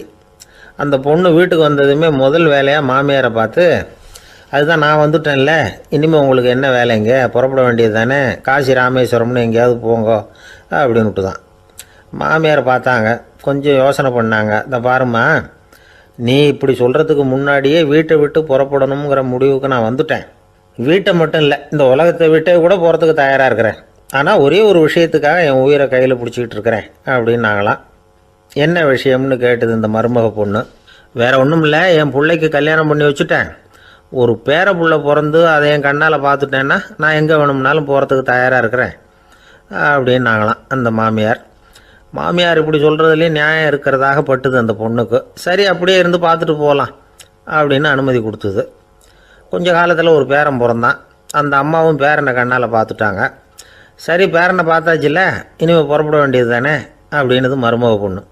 மாமியார் பார்த்தாங்க, நீ சொல்கிறது சரிதாம்மா, அதில் ஒன்றும் தப்பு இல்லை. என்னோட பேரன் உங்களை அம்மா அப்பான்னு கூப்பிடுறத என் காது குளிர கேட்டுட்டு போயிடுறேனே அப்படின்னாங்களாம். சரி அந்த ஆசையை நிறைவேறட்டும் அப்படின்னு காத்துக்கிட்டு இருந்தாங்க. பேரன் வளர்ந்தான், நடந்தான், பள்ளிக்கூடம் போனால் பெரியவனானான். மருமக பொண்ணு மறுபடியும் மாமியாரை விரட்ட ஆரம்பிச்சுட்டுது, இன்னும் புறப்புள்ளையான்னு. இதை பாருமா, இது வரைக்கும் இருந்துட்டேன். பேரனோட கல்யாணத்தையும் கண்ணால் பார்த்தா தான் இந்த கட்டை வேகும் போல் இருக்குது அப்படின்னு சொல்லி ஒரு மாதிரியாக பேச ஆரம்பித்தாங்க.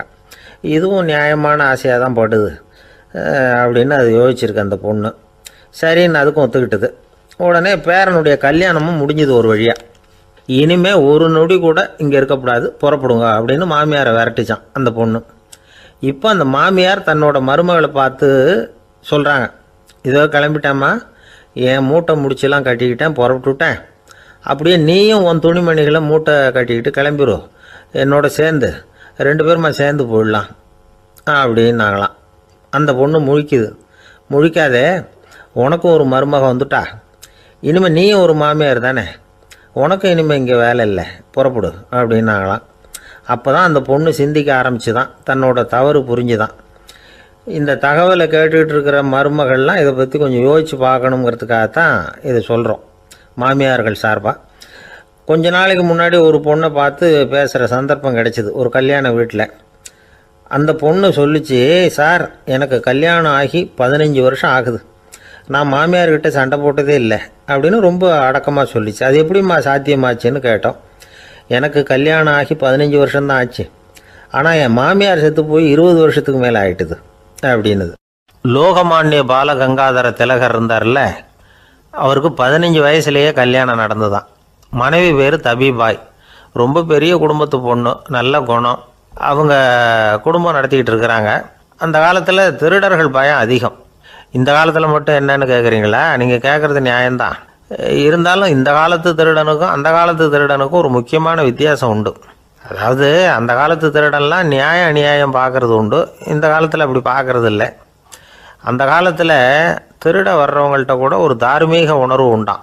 அதாவது அப்போ உள்ள கொள்ளைக்காரங்க எதை களவாடினாலும் சரி, அரிசியை மட்டும் களவாடுறது இல்லையா, அப்படி ஒரு கொள்கை. அதனால் பாருங்கள், அந்த காலத்து பெண்கள் நகை நட்டுகளை பத்திரமா வைக்கணும்னா பெட்டியில் வைக்கிறதில்ல, அரிசி பானையில் போட்டு வச்சு விடுறது. இப்போல்லாம் பேங்க்கில் சேஃப்டி லாக்கர்னு இருக்குல்ல, அது மாதிரி அந்த காலத்தில் சேஃப்டி லாக்கருங்கிறது அரிசி பானை. இந்த வளையல், மூக்குத்தி, தோடு இப்படி எதுவாக இருந்தாலும் அதில் போட்டு பத்திரமா வச்சுருவாங்க. திருடன் அரிசி பானை பக்கம் போகிறதில்ல. ஏன்னா சாப்பிட்ற விஷயத்தில் கை வைக்கக்கூடாது, அது பாவம் அப்படின்னு அவன் நினைக்கிறான். திலகரோட மனைவி தபிபாயும் அதே மாதிரி தன்னுடைய ஆபரணங்களை ஒரு அரிசி பானைக்குள்ளே போட்டு மூடி வச்சுருந்தாங்களாம். இப்படி இருந்தப்போ ஒரு நாள் ஒரு பிச்சைக்கார பொண்ணு வீடு வீடாக பிச்சை கேட்டுக்கிட்டே வந்திருக்குது.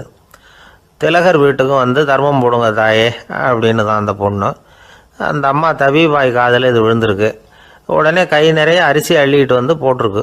பாத்திரத்தில் அரிசியை போட்டதுக்கு அப்புறம் தான் தெரியுது, பளிச்சுன்னு கண்ணில் படுது. அதாவது அந்த அம்மாவோட வைர மூக்குத்தி ஒன்று அரிசியோடு சேர்ந்து அந்த பிச்சைக்கார பொண்ணு பாத்திரத்தில் போய் விழுந்துட்டுது. இந்த அம்மாவுக்கு மனசுக்குள்ளே குழப்பம், என்ன இப்படி ஆகிட்டுதே, மூக்குத்தி போயிட்டுதே, பிச்சை பாத்திரத்துலேருந்து அதை எப்படி எடுக்கிறது அப்படின்னு தயக்கம். வாயை திறந்து அதை கேட்கறதுக்கும் கூச்சம்.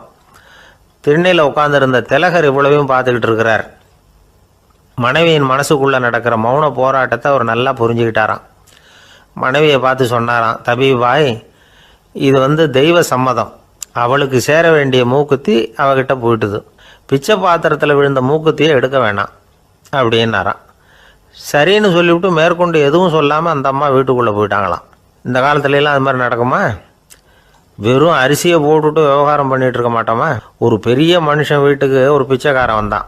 ஐயா, நாங்கள் பிச்சைக்காரங்கள்லாம் சேர்ந்து ஒரு சங்கம் வச்சுருக்குறோம், அதுக்கு நிதி சேர்க்குறோம், அதுக்கு ஒரு 100 ரூபா கொடுத்தீங்கன்னா எங்களுக்கு பெரிய உதவியாக இருக்கும் அப்படின்னானா. அதெல்லாம் ஒன்றும் கொடுக்க முடியாது போ அப்படின்னாரான் அவர். அப்படின்னா ஒரு 50 ரூபாயாவது கொடுங்களேன் அப்படின்ட்டுருக்கான். அதுவும் முடியாதுன்னு சொல்லிவிட்டார். 25 ரூபா அப்படின்ட்டுருக்கான். எதுவும் முடியாது அப்படின்னாரான். சரிங்க, இவ்வளவு பெரிய வீட்டுக்கு வெறுங்கையோடு திரும்புறது நல்லா இருக்காது, அதனால் சும்மா ஒரு 1 ரூபா மட்டுமாவது கொடுங்க அப்படின்ட்டுருக்கான் அவன்.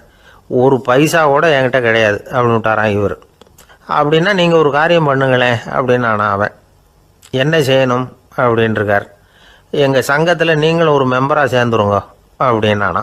காஞ்சிபுரத்தில் பல்லவ ராஜா ஒரு கோவில் கட்டினார், கைலாசநாதர் கோவில். அதுக்கு கும்பாபிஷேகம் பண்ணுறதுக்கு ஒரு நாள் குறிப்பிட்டு அதுக்கு வேண்டிய ஏற்பாடுகள்லாம் பண்ணினார். முதல் காரியமாக கடவுளை வேண்டிக்கிட்டார், நீங்கள் இந்த கும்பாபிஷேகத்துக்கு நேரில் கலந்துக்கணும்னார். கடவுள் அந்த ராஜா கனவுல வந்தார். நீ கும்பாபிஷேகம் வச்சிருக்கிற அதே நாளில் அதே நேரத்தில் எனக்கு இன்னொரு ஊரில் ஒரு கும்பாபிஷேகம் இருக்குது, அதுக்கு போக வேண்டியிருக்கு. அதாவது திருநின்ற ஊரில் என்னுடைய பக்தர் ஒருத்தர், அவரும் ஒரு கோயில் கட்டி கும்பாபிஷேகம் செய்கிறார், நான் அதுக்கு போக வேண்டியிருக்கு, அதனால் உன்னுடைய தேதியை நீ மாற்றி வச்சுக்கோ அப்படின்னார். கடவுள் தான் எங்கேயும் இருக்கிறவராச்சே, அவர் நினச்சா 2 இடத்துலையும் இருந்து கோயில் கும்பாபிஷேகத்தை நடத்த முடியாதா? ஏன் அப்படி செய்யலை? அது ஒரு முக்கியமான காரணத்துக்காக தான். திருநின்ற ஊரில் இருந்த பூசலாருங்கிற அந்த அடியாரின் பெருமையை இந்த உலகத்துக்கு எடுத்து காட்டணுங்கிறதுக்காகத்தான் கடவுள் அந்த ராஜா கிட்ட அப்படி சொன்னார். சரி, அந்த அடியார் அப்படி என்னதான் பெருசாக கோயில் கட்டி விட்டார்? ராஜா கட்டின கோயிலை விட பெருசா? அவர் கட்டினது கருங்கல்லாலேயோ மண்ணாலேயோ மரத்தாலேயோ இல்லை. அவர் கட்டின கோயில் வேறு மாதிரி. அது மனசால் கட்டின கோயில், மனசுக்குள்ளே இருக்கிற கோவில், மனக்கோவில்.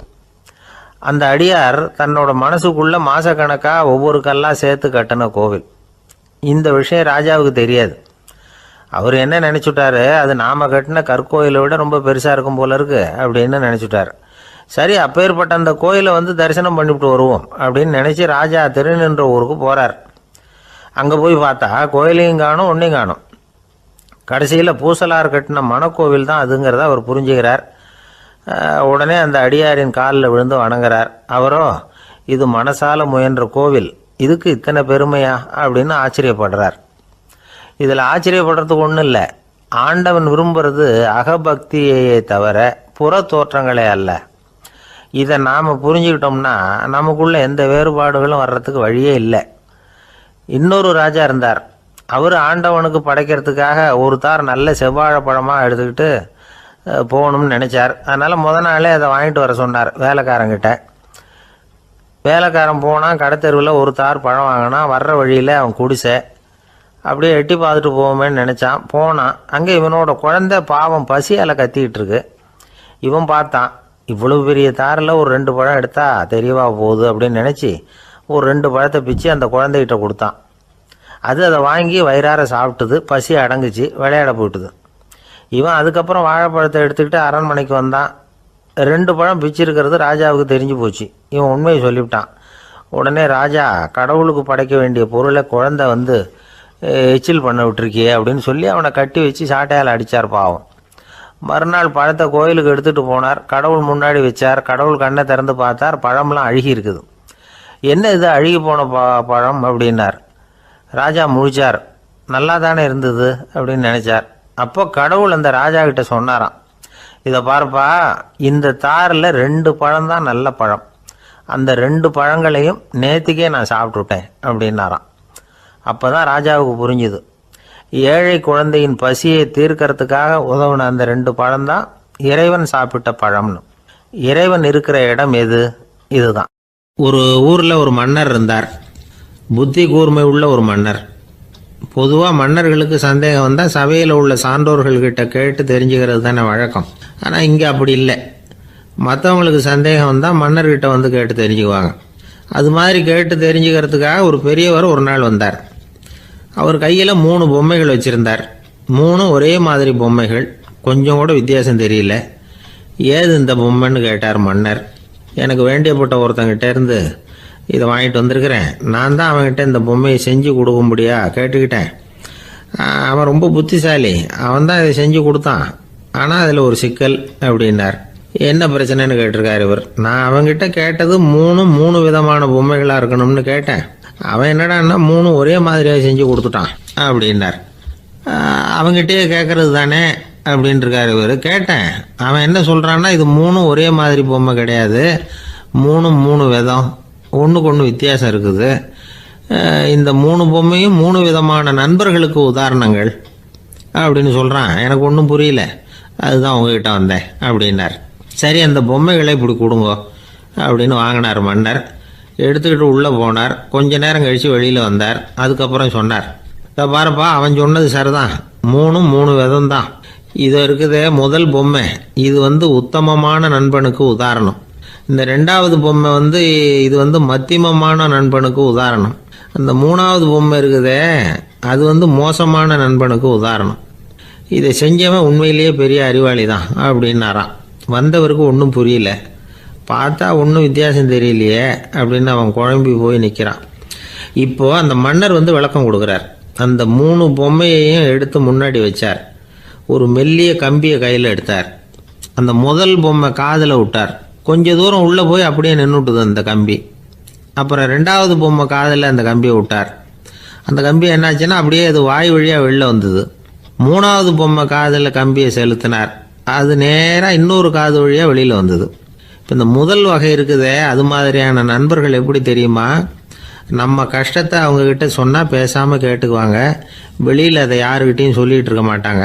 வெளியில் தெரியாமல் நமக்கு உதவி பண்ணுவாங்க. செஞ்சுட்டு அதை நான் தான் செஞ்சேன்னு சொல்லிகிட்டு இருக்க மாட்டாங்க. அதுதான் கம்பி ஒரு காது வழியாக போய் உள்ளே நின்றுட்டுது. ரெண்டாவது பொம்மையில் கம்பி என்னாச்சு, ஒரு காது வழியாக போய் வாய் வழியாக வெளியில் வருது. இது மாதிரியான நண்பர்கள்கிட்ட வந்து நாம் கஷ்டத்தை சொன்னால் அதை அவங்க 4 பேர்கிட்ட போய் சொல்லி நமக்காக உதவி கேட்பாங்க. நமக்குன்னு கேட்டு வாங்கி அதை நம்மகிட்ட கொண்டுகிட்டு வந்து கொடுப்பாங்க. இவங்க வந்து மத்தியமமான நண்பர்கள். 3வது பொம்மையில் ஒரு காது வழியாக செலுத்துகிற கம்பி இன்னொரு காது வழியாக வெளியில் வந்துடுது. இது மாதிரியான நண்பர்கள்கிட்ட நம்ம கஷ்டத்தை சொன்னால் அவங்க காது கொடுத்து கேட்கறது மாதிரி நடிப்பாங்க. அப்படியே இன்னொரு காது வழியாக அதை வெளில விட்டுருவாங்க. அதை பற்றி கவலைப்பட மாட்டாங்க. இதுதான் இந்த பொம்மைகளுக்குள்ளே இருக்கிற வித்தியாசம் அப்படின்னு விளக்கம் கொடுத்தாராம் மன்னர். படிக்கிற பிள்ளைங்கள்லேயும் இது மாதிரி 3 வகை உண்டு. சில பேர் காதால் வாங்கி மனசில் வச்சுக்குவான். சில பேர் காதால் வாங்கி பேனாவால் எழுதி விடுவான். சில பேர் ஒரு காதால் வாங்கி இன்னொரு காதால் வெளியில் விட்டுருவான். ஒரு பையன் வகுப்பில் ஆசிரியர் பாடம் நடத்தும் பொழுது தலையை வேகமாக ஆட்டி ஆட்டி கேட்பானான். ஏன்டா இப்படி தலையை இப்படி ஆட்டுற அப்படின்னு கேட்டிருக்கான் பக்கத்தில் இருந்தவன். தலையை ஆட்டினா தாண்டா ஒரு காது வழியாக உள்ளே போகிறது, இன்னொரு காது வழியாக வெளியில் வேகமாக வெளில போகும் அப்படின்னானா அந்த பையன். இந்த உலகத்தில் மனுஷன் எவ்வளவோ தவறுகள் செய்கிறான். அதுக்கெல்லாம் என்ன காரணம்? அதை பற்றின ஆராய்ச்சி தான் இன்னைக்கு. இதுக்கு ஆராய்ச்சி என்னத்துக்கு, அது தெரிஞ்ச விஷயம் தானே அப்படின்னு நீங்கள் நினைக்கலாம். ஆனால் அப்படி அலட்சியமாக இந்த விஷயத்தை விட்டுறக்கூடாது. பொதுவாக எல்லோரும் நினைக்கலாம் எது சரி எது தவறு அப்படின்னு தெரியாததுனால தான் மனுஷன் தப்பு பண்ணுறான் அப்படின்னு. ஆனால் அப்படி சொல்லிட முடியாது. மனுஷன் வந்து தெரிஞ்சே தான் தவறுகள் பண்ணுறான். இப்போ உதாரணத்துக்கு ஒரு சாலையில் இடது பக்கம் போக வேண்டிய ஒருத்தர் நடுக்கோட்டை தாண்டி வலது பக்கமாக வண்டியை ஓட்டிகிட்டு போகிறாருன்னு வச்சுங்க. என்னப்பா இது தப்பு இல்லையா அப்படின்னு அவர்கிட்ட கேட்டால், அதெல்லாம் எனக்கு தெரியும், நீ உன் வேலையை பார்த்துட்டு போ அப்படிம்பார். வலது பக்கமாக போகிறது தப்புன்னு தெரிஞ்சே தான் அவர் அப்படி செய்கிறார், அப்படி போகிறார். பெரிய உத்தியோகத்தில் இருக்கிறவங்க கூட லஞ்சம் வாங்குறாங்க. அவங்களுக்கெல்லாம் லஞ்சம் வாங்குறது தப்புன்னு தெரியலன்னு அர்த்தம். திருடுறது தப்புன்னு தெரியாமலாம் மனுஷன் திருடுறான். நல்லாவே தெரியும். நீங்கள் வேணும்னா கேட்டு பாருங்கள், வேறு வழி இல்லை அதனால தான் திருடுறேன்பா. திருடுறது ஒரு புண்ணியமான காரியம்னு திருடனே கூட சொல்ல மாட்டான். திருடுறது தவறுங்கிறது திருடனுக்கு தெரியும் அப்படிங்கிறத விளக்கிறதுக்காக ஒரு பெரியவர் ஒரு கதை சொன்னார். அதாவது 2 திருடர்கள் 2 பேரும் சேர்ந்து ஒரு வீட்டுக்கு போய் ஒரு 10,000 ரூபாயை திருடிட்டு வந்துடுறாங்க. ஒரு காட்டு வழியாக வந்துக்கிட்டு இருக்கிறாங்க. இன்னும் விடியல. 2 பேருக்கும் தூக்கம் கண்ணை சுற்றுது.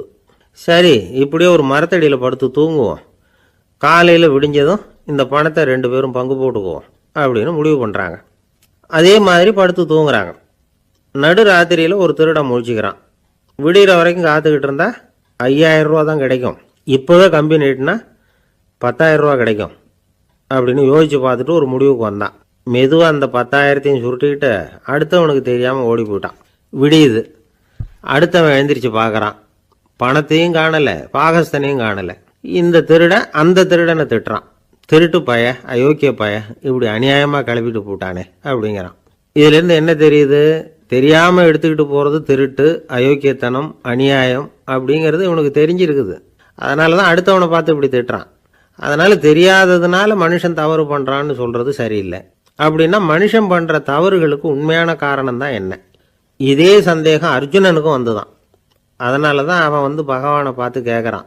மனுஷன் வந்து தன் விருப்பத்துக்கு விரோதமாக ஏதோ ஒரு சக்தியினால பலாத்காரமாக இழுக்கப்பட்டது மாதிரி பாவம் பண்ணுறானே, அந்த சக்தி என்ன அப்படின்னு கேட்குறான். இதுக்கு பகவான் பதில் சொல்கிறார். காமமும் குரோதமும் தான் அந்த சக்திகள், அதாவது ஆசையும் சினமும். இது 2ம் உன்னுடைய எதிரிகள் அப்படிங்கிறத புரிஞ்சுக்கோ அப்படிங்கிறார். இன்னமும் நுணுக்கமாக பார்த்தா காமத்தினுடைய மறு உருவங்கள் தான் குரோதமும் லோபமும். ஆசை நிறைவேறலைன்னா குரோதம், அதாவது கோபம்.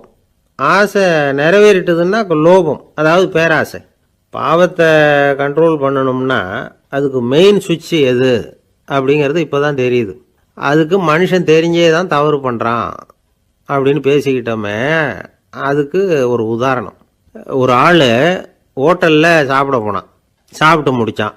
எழுந்திரிச்சு வந்து முதலாளிகிட்ட பில்லை கொடுத்தான். காசை கொடுக்கல. முதலாளி பணம் கொடுன்னு கேட்டார். இவன் என்கிட்ட பணம் இல்லைன்னா. முதலாளி கொஞ்சம் கூட அலட்டிக்கல. உள்ளே இருந்து ஒரு ஆளை கூப்பிட்டார். இவனை கூப்பிட்டுட்டு போய் இட்லி மாவு ஆட்ட சொல்லுன்னார். இவனும் கவலைப்படாமல் உள்ளே போயிட்டான். அப்போது அழைச்சிட்டு போகிற ஆள் கேட்குறான், ஏன் சார் சாப்பிட்றதுக்கு முன்னாடி காசு இல்லைங்கிறது உங்களுக்கு தெரியாதா அப்படின்னு கேட்குறான். தெரியும், காசு இல்லைங்கிறதும் தெரியும், காசு இல்லாமல் சாப்பிட்டா மாவாட்டணுங்கிறதும் தெரியும் அப்படின்னா அந்த ஆள். அப்படின்னா நீங்கள் உங்கள் வீட்லேயே சாப்பிட்ருக்கலாமே அப்படின்னு கேட்குறான் அவன். அதுக்கு இவர் சொல்கிறாரு, அது எப்படி, அங்கே சாப்பிட்டாலும் நான் இதே வேலையை தானே செய்ய வேண்டியிருக்கும் அப்படின்னாராம். ஒரு ஊரில் ஒரு பெரிய செல்வந்தர் இருந்தார். பணத்துக்கு பஞ்சம் இல்லை. அதனால் இந்த உலகத்தில் முடியாத காரியம் எதுவும் இல்லைன்னு நினச்சார். பணம் இருந்தாலே அந்த நினப்பு தானாக வந்துடும். அதனால் இவரும் அப்படி நினச்சதில் ஒன்றும் தப்பு இல்லை. அந்த ஊருக்கு குருநானக் ஒரு தடவை வந்தார். அவருக்கு இந்த செல்வந்தர் ரொம்ப பிரமாதமாக ஒரு வரவேற்பு கொடுத்தார். ஊர் எல்லையிலேயே எங்கள் வீட்டுக்கு வந்து விருந்து சாப்பிட்டுட்டு போகணும்னு கேட்டுக்கிட்டார். அவரும் சரின்னு ஒத்துக்கிட்டார். உடனே தன்னுடைய பங்களாவில் ஒரு பெரிய விருந்துக்கு ஏற்பாடு பண்ணார்.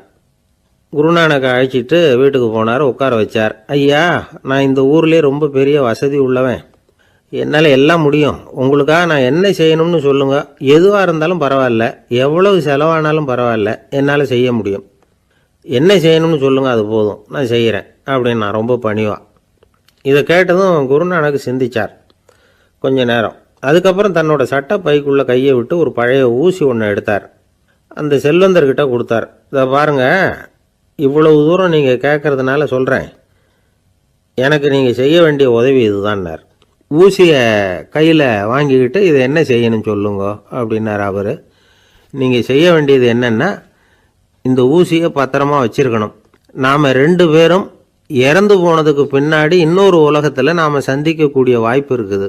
அப்போ இந்த ஊசியை என்கிட்ட கொண்டாந்து கொடுக்கணும். இதுதான் நீங்கள் எனக்காக செய்ய வேண்டிய உதவி அப்படின்னார் குருநானக் லேசாக சிரிச்சுக்கிட்டே. இதை கேட்ட உடனே இந்த பெரியவர் முழிக்க ஆரம்பிச்சிட்டார். அது எப்படிங்க, நான் சாகிறப்ப எப்படி இந்த ஊசியை எடுத்துக்கிட்டு இன்னொரு உலகத்துக்கு வர முடியும்னார். ஊசி மாதிரி ஒரு சின்ன பொருளை கூட இந்த உலகத்தை விட்டு நாம் போகிறப்ப எடுத்துகிட்டு போக முடியாதுங்கிறப்போ உங்களோட செல்வத்தையெல்லாம் எப்படி அங்கே எடுத்துகிட்டு வர போகிறீங்க அப்படின்னு கேட்டார் குருநானக். அதுக்கப்புறம் தான் அந்த பெரியவர் யோசிக்க ஆரம்பித்தாராம். குருநானக் சொல்கிறார், இதை பாருங்கள், நாம் செய்கிற நல்லது கெட்டது தான் கடைசி வரைக்கும் நம்ம கூட இருக்கும். அடுத்தவங்க நல்லா இருக்கணுங்கிறதுக்காக பொருளை செலவு செய்யணும், அப்படி செய்யலைன்னா எந்த பிரயோஜனமும் இல்லை அப்படின்னார். அதுக்கப்புறம் தான் அந்த செல்வந்தரின் அறிவு கண் திறந்து தான். உடனே குருநானக்கை வணங்கினார். ஐயா, என்கிட்ட இருந்த ஆணவம் போயிடுது, இனிமேல் என்கிட்ட இருக்கிற செல்வத்தை நல்ல வழியில் செலவழிப்பேன் அப்படின்னாராம். நம்மக்கிட்ட இருக்கிற பணம் எப்பவும் நம்ம கூடவே வந்துக்கிட்டு இருக்காதுங்கிறதுக்கு இது ஒரு உதாரணம். அதுக்காக நாம் பணம் சேர்க்கறத பற்றி கவலைப்பட வேண்டியதில்லை, பேசாமல் படுத்து தூங்கிக்கிட்டு இருந்தால் போதும் அப்படின்னு இதுக்கு அர்த்தம் பண்ணிக்கப்படாது. முறையான வழியில் பணம் சேர்க்கணும், அதை முறையான வழியில் செலவு பண்ணணும்.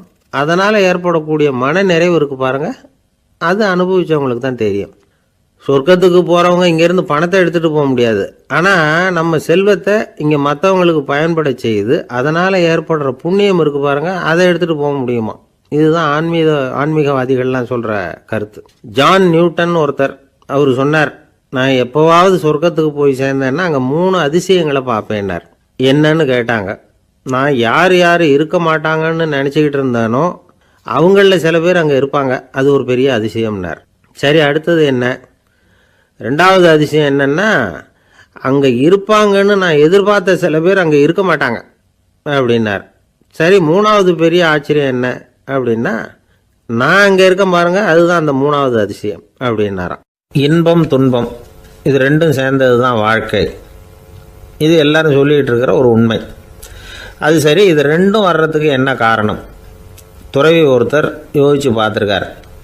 இன்ப துன்பம் தோன்றுவதற்கு முக்கியமாக 6 காரணங்கள் உண்டு அப்படிங்கிறார் அவர். அது என்னங்கிறத நாமளும் தெரிஞ்சு வச்சுக்குவோமே. இப்போ முதல் காரணம் சுயநலம். ஒரு தாயார் தன்னுடைய சுயநலம் கருதி தன்னுடைய மகன் இன்பமாக இருக்கணும்னு ஆசைப்படுறாங்க. மகனும் அப்படியே ஆசைப்படுறான். அதனால் தாயாரின் இன்ப துன்பங்களை பார்த்துட்டு மகனும் இன்ப துன்பம் அடையிறான். அந்த அம்மாவுக்கும் அதே நிலைமை தான். 2வது காரணம் உறவு. நான் துறவியான பிறகு கூட உறவுங்கிற காரணத்தினால தான் தாயாருடைய சுக துக்கங்களை கண்டு நானும் சுக துக்கம் அடைகிறேன். என் தாயாருடைய நிலைமையும் இதுதான் அப்படிங்கிறார் ஒரு துறவி. 3வது காரணம் என்னென்னா அறிமுகம். எனக்கு அறிமுகமான ஒருத்தரை ரயில் நிலையத்தில் சந்திக்கிறேன். அவர் தன்னுடைய பணப்பையை எங்கேயோ தொலைச்சி விட்டு வருத்தப்பட்டுக்கிட்டு இருக்கிறார். நானும் வருத்தப்படுறேன். அந்த சமயத்தில் யாரோ ஒருத்தர் இதுதானே அவங்க பணப்பை அப்படின்னு சொல்லி கொண்டாந்து நீட்டுறார். பணப்பையை தொலைச்சவர் சந்தோஷப்படுறார், நானும் சந்தோஷப்படுறேன். இது அந்த துறவி சொல்கிற அனுபவம். 4வது காரணம் என்னென்னா கருணை. எனக்கு முன்னே தெரியாத ஒருத்தனை யாரோ ஒருத்தன் அடித்து காயப்படுத்தி போடுறான். கருணை காரணமாக நான் அதுக்காக துக்கப்படுறேன். 5வது காரணம் எதையும் நம்புறது. ஒரு பசுமாட்டை ஒரு முரணை அடிச்சுக்கிட்டு இருக்கிறான் அப்படின்னு ஒருத்தர் வந்து நம்மகிட்ட சொல்கிறாருன்னு வைங்க, உடனே நான் துக்கப்படுறேன். இன்னொருத்தர் வந்து அந்த முரணனை போலீஸ்காரங்க பிடிச்சிட்டு போயிட்டாங்கன்னு சொல்கிறாரு, நான் உடனே சந்தோஷப்படுறேன். 3வதாக ஒருத்தர் வந்து முதல் 2 பேரும் சொன்னது பொய்யுங்கிறார். அப்போ நான் இன்ப துன்பம் ரெண்டுமே இல்லாமல் நிம்மதியாக இருக்கிறேன்.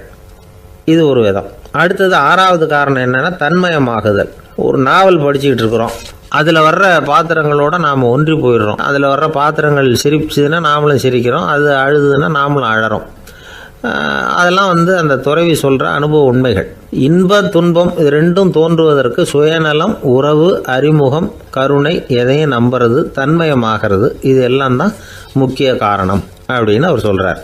ஆகக்கூடி ஒட்டு மொத்தமாக யோசனை பண்ணி பார்த்தா பிற பொருள்கள் மீது பற்றுதல் காரணமாக தான் நாம் வந்து இன்ப துன்பம் அடைகிறோம் அப்படிங்கிறத புரிஞ்சிக்க முடியுது. மனுஷன் வந்து இன்ப துன்பம் அடைகிறதுக்கு 7வது காரணம் கூட ஒன்று உண்டு அப்படின்னு சொல்லிகிட்டே வந்தார் ஒருத்தர். அது என்ன அப்படின்னு கேட்டோம். அதுதான் சார் இந்த நீங்கள் சொல்லிட்டு வர்ற இன்று ஒரு தகவல்னார். எப்படி சொல்கிறீங்கன்னு கேட்டோம்.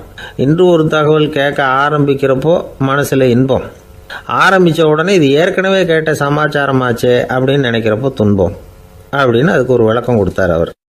வயிறு பசிக்குதேங்கிறது சிலரோட கவலை, வயிறு பசிக்க மாட்டேங்குதே அப்படிங்கிறது சில பேரோட கவலை. 2 விதமான கவலைக்கும் வயிறு தான் காரணமாக இருக்குது. வயிறு பசிச்சதுன்னா அது இயற்கை, வயிறு பசிக்கலைன்னா அது வியாதி. ஆனால் பசியையும் நாம் வந்து பசிப்பிணி அப்படின்னு தான் சொல்லுவோம். என்ன காரணம்?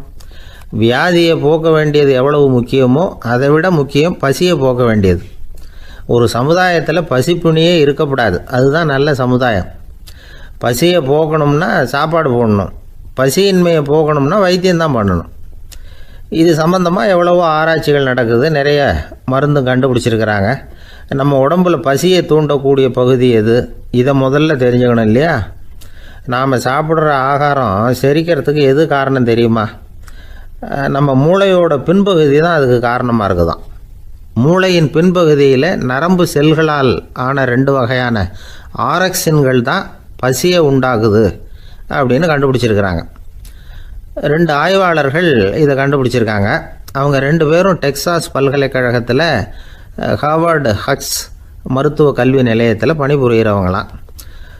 உண்பது தேவைங்கிறது உணரப்படும் போது மூளையின் அந்த குறிப்பிட்ட பகுதி ஆரக்சின் அப்படிங்கிற ஹார்மோன்களை சுரக்கும். அது பசி உணர்வை தூண்டும் அப்படிங்கிறது தான் அந்த ஆய்வாளர்களின் கண்டுபிடிப்பு. இந்த ஆரக்சின் வேறு சில உயிரினங்கள்லேயும் உண்டு. இப்போ எலிகளில் கூட இது இருக்குது. அதனால் எலிகளை வச்சு இது சம்பந்தமாக ஆராய்ச்சி பண்ணாங்க. எலிகள் உடம்பில் ஆரக்சினை செலுத்தி பார்த்தாங்க. உடனே என்னாச்சு தெரியுமா? அந்த எலியெல்லாம் பசியால் துடிக்க ஆரம்பிச்சுட்டுது. எதையாவது தின்னு பசியை தீர்த்தா போதுங்கிற அளவுக்கு அந்த எலிகள்லாம் அல்லாட ஆரம்பிச்சுட்டுது. இயல்பாக சாதாரணமாக அந்த எலிகள் எவ்வளவு சாப்பிடுமோ அது மாதிரி 8 முதல் 10 மடங்கு அதிகமான ஆகாரத்தை 1 மணி நேரத்துக்குள்ளே சாப்பிட்டு தீர்த்துட்டு தான். சில எலிகளின் மூளையில் இந்த ஆரக்சின் அளவை கட்டுப்படுத்தி பார்த்துருக்குறாங்க. உடனே என்னாச்சு தெரியுமா? அதெல்லாம் சாப்பாட்டை கண்டால் முகத்தை திருப்பிட்டு போக ஆரம்பிச்சுட்டு தான். அந்த எலிகளுக்கு பசி எடுக்கலையாம். இந்த ஆராய்ச்சியின் அடிப்படையில் பசியை எடுக்காமல் இருக்கிற மனிதர்களுக்கும் பசியை தூண்ட முடியும் அப்படின்னு சொல்லி ஆராய்ச்சியாளர்கள் தெரிவிச்சிருக்கிறாங்க.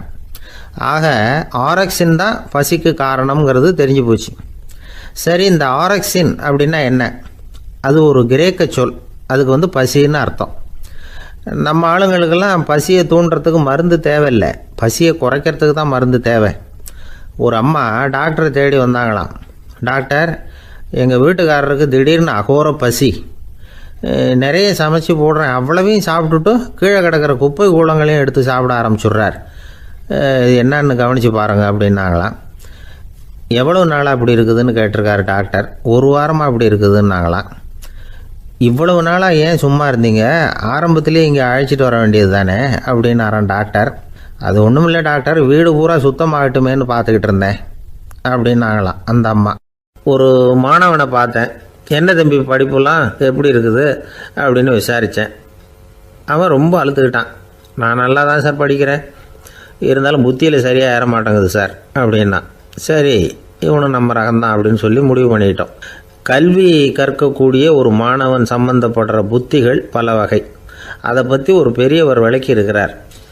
மிருத்து புத்தின்னு ஒன்று இருக்குதான். மிருத்துன்னா மண்ணால் செவுறு கட்டுறோம்ல, மண் சுவரில் ஆணி அடிக்கிறதும் சுலபம், அதை பிடுங்கி எடுக்கிறதும் சுலபம். அது மாதிரி சில பேர் குரு சொல்லி கொடுக்குறத சுலபமாக கேட்டு தெரிஞ்சு வச்சுக்குவாங்க, கொஞ்ச நேரத்தில் சுலபமாக மறந்தும் போயிடுவாங்க. இது மிருத்து புத்தின்னு பேர், மண் புத்தி.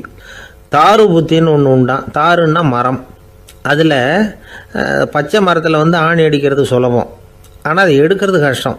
அது மாதிரி ஆசிரியர்கிட்டேருந்து கேட்டதை கவனமாக மனசில் பதிய வச்சுக்கிட்டு அதை மறக்காமல் இருக்கிறது தாரு புத்தி. பட்டை மரமாக இருந்தால் அதில் ஆணி அடிக்கிறதும் கஷ்டம், அடிக்கிற ஆணியும் சீக்கிரம் நழுவிடும். அது மாதிரி கேட்குற விஷயம் மனசில் பதியறதும் கஷ்டம், அப்படியே பதிஞ்சாலும் அது நீடிச்சு இருக்கிறதும் கஷ்டம், கொஞ்ச காலத்தில் மறந்துடும். இன்னொரு வகை புத்தி ஒன்று உண்டு, அதுக்கு பேர் சிலா புத்தின்னு பேர். சிலான்னா கல். ஒரு கருங்கல்லில் 4 துளையை போட்டு ஒரு துளையில் உளியை வச்சு அடித்தா மற்ற துளை வழியாகவும் பிளந்து கல் 2 ஆகிடும். அது மாதிரி சந்தியான இடங்களில் குறிப்பாக ஒரு பொருளை சொன்னால் அதை வச்சுக்கிட்டு மற்றதையும் தெரிஞ்சுக்கிறது, அது சிலா புத்தின்னு பேர். வேணு புத்தின்னா என்ன தெரியுமா? வேணுன்னா மூங்கில் கணுவில் ஒரு பக்கம் உளியை வச்சு அடித்தா 2 பக்கமும் பிளந்துடும். அது மாதிரி ஒரு செய்தியை கேட்டுக்கிட்டு இருக்கிறப்பவே அதோட முன்பின் தொடர்களையும் தெரிஞ்சுக்கணும், அது வேணு புத்தி. தைல புத்தின்னு ஒன்று உண்டு. தைலம்ங்கிறது எண்ணெய். தண்ணியில் ஒரு துளி எண்ணெயை விட்டால் அது தண்ணி பூரா பரவி போடுதில்ல, அது இப்படி பரவுறது மாதிரி ஆசிரியர் சுருக்கமாக ஒரு கருத்தை சொன்னால் அதை வச்சுக்கிட்டு பூரா விஷயங்களையும் தெரிஞ்சுக்கணும், அது தைல புத்தி. கற்பூர புத்தின்னு ஒன்று கேள்விப்பட்டிருக்கோம். அது எப்படின்னா, கற்பூரம் தீ பட்ட உடனே பிடிச்சிக்கும். ஆசிரியர் சொன்ன உடனே நுண்ணறிவோட பாடங்களை புரிஞ்சுக்கிறது இந்த வகை புத்தி. கரி புத்தின்னு ஒன்று. அது எப்படின்னா, கரியில் நெருப்பை வச்சு விசிறிய பிறகு அதுக்கப்புறம் அது கறி நெருப்பாகும். அது மாதிரி காலம்பரை சாயந்தர வேலைகளில் ஆசிரியர் பாடம் சொல்லி கொடுப்பார், அதை கொண்டு புரிஞ்சுக்கிறது இந்த வகை. கதலித்தண்டு புத்தின்னு ஒன்று சொல்லுவாங்க. கதலிங்கிறது வாழை மரம். வாழைத்தண்டில் தீ வைக்கிறது எவ்வளவு சிரமமோ அவ்வளவு சிரமத்தோடு கல்வி கற்கிறது கதலித்தண்டு புத்தி. இதை தவிர இன்னும் சில வகையான மாணவர்களை கூட அடையாளம் காட்டுறாங்க. ஆசிரியர் சொன்னதில் நல்லதை மட்டும் எடுத்துக்கிறவன் அன்னம். ஆசிரியர் கிடைச்ச இடத்துல பாடத்தை கேட்டுக்கிட்டு பிறகு தனியாக உட்காந்து சிந்திக்கிறவன் பசுமாடு அப்படி தானே, புல் கண்ட இடத்துல மேயும், அதுக்கப்புறம் நிதானமாக அசை போட்டுக்கும்.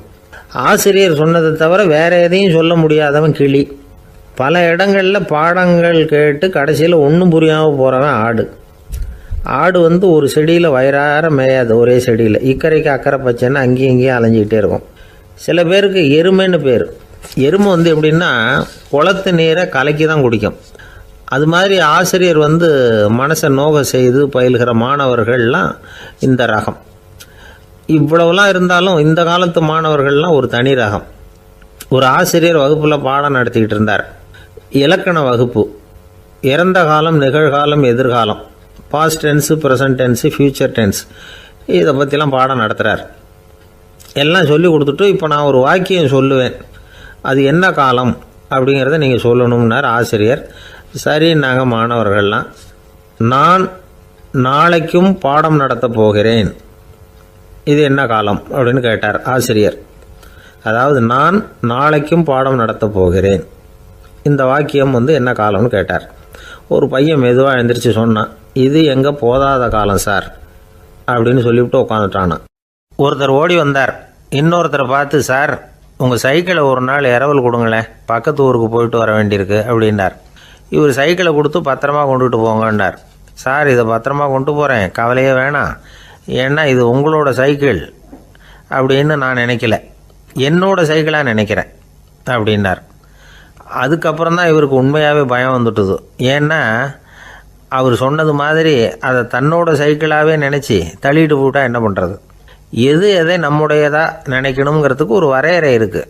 சில பேர் ஆஃபீஸையே வீடாக நினச்சி விட்றது உண்டு. அப்படிப்பட்டவங்க கூட வீட்டை ஆஃபீஸாக நினைக்கிறது இல்லை. ஏன்னா வீட்டில் இவர் ஆஃபீஸராக நடந்துக்க முடியறதில்லை. இதெல்லாம் ஒரு பக்கம் இருக்கட்டும், இப்போ விஷயத்துக்கு வருவோம்.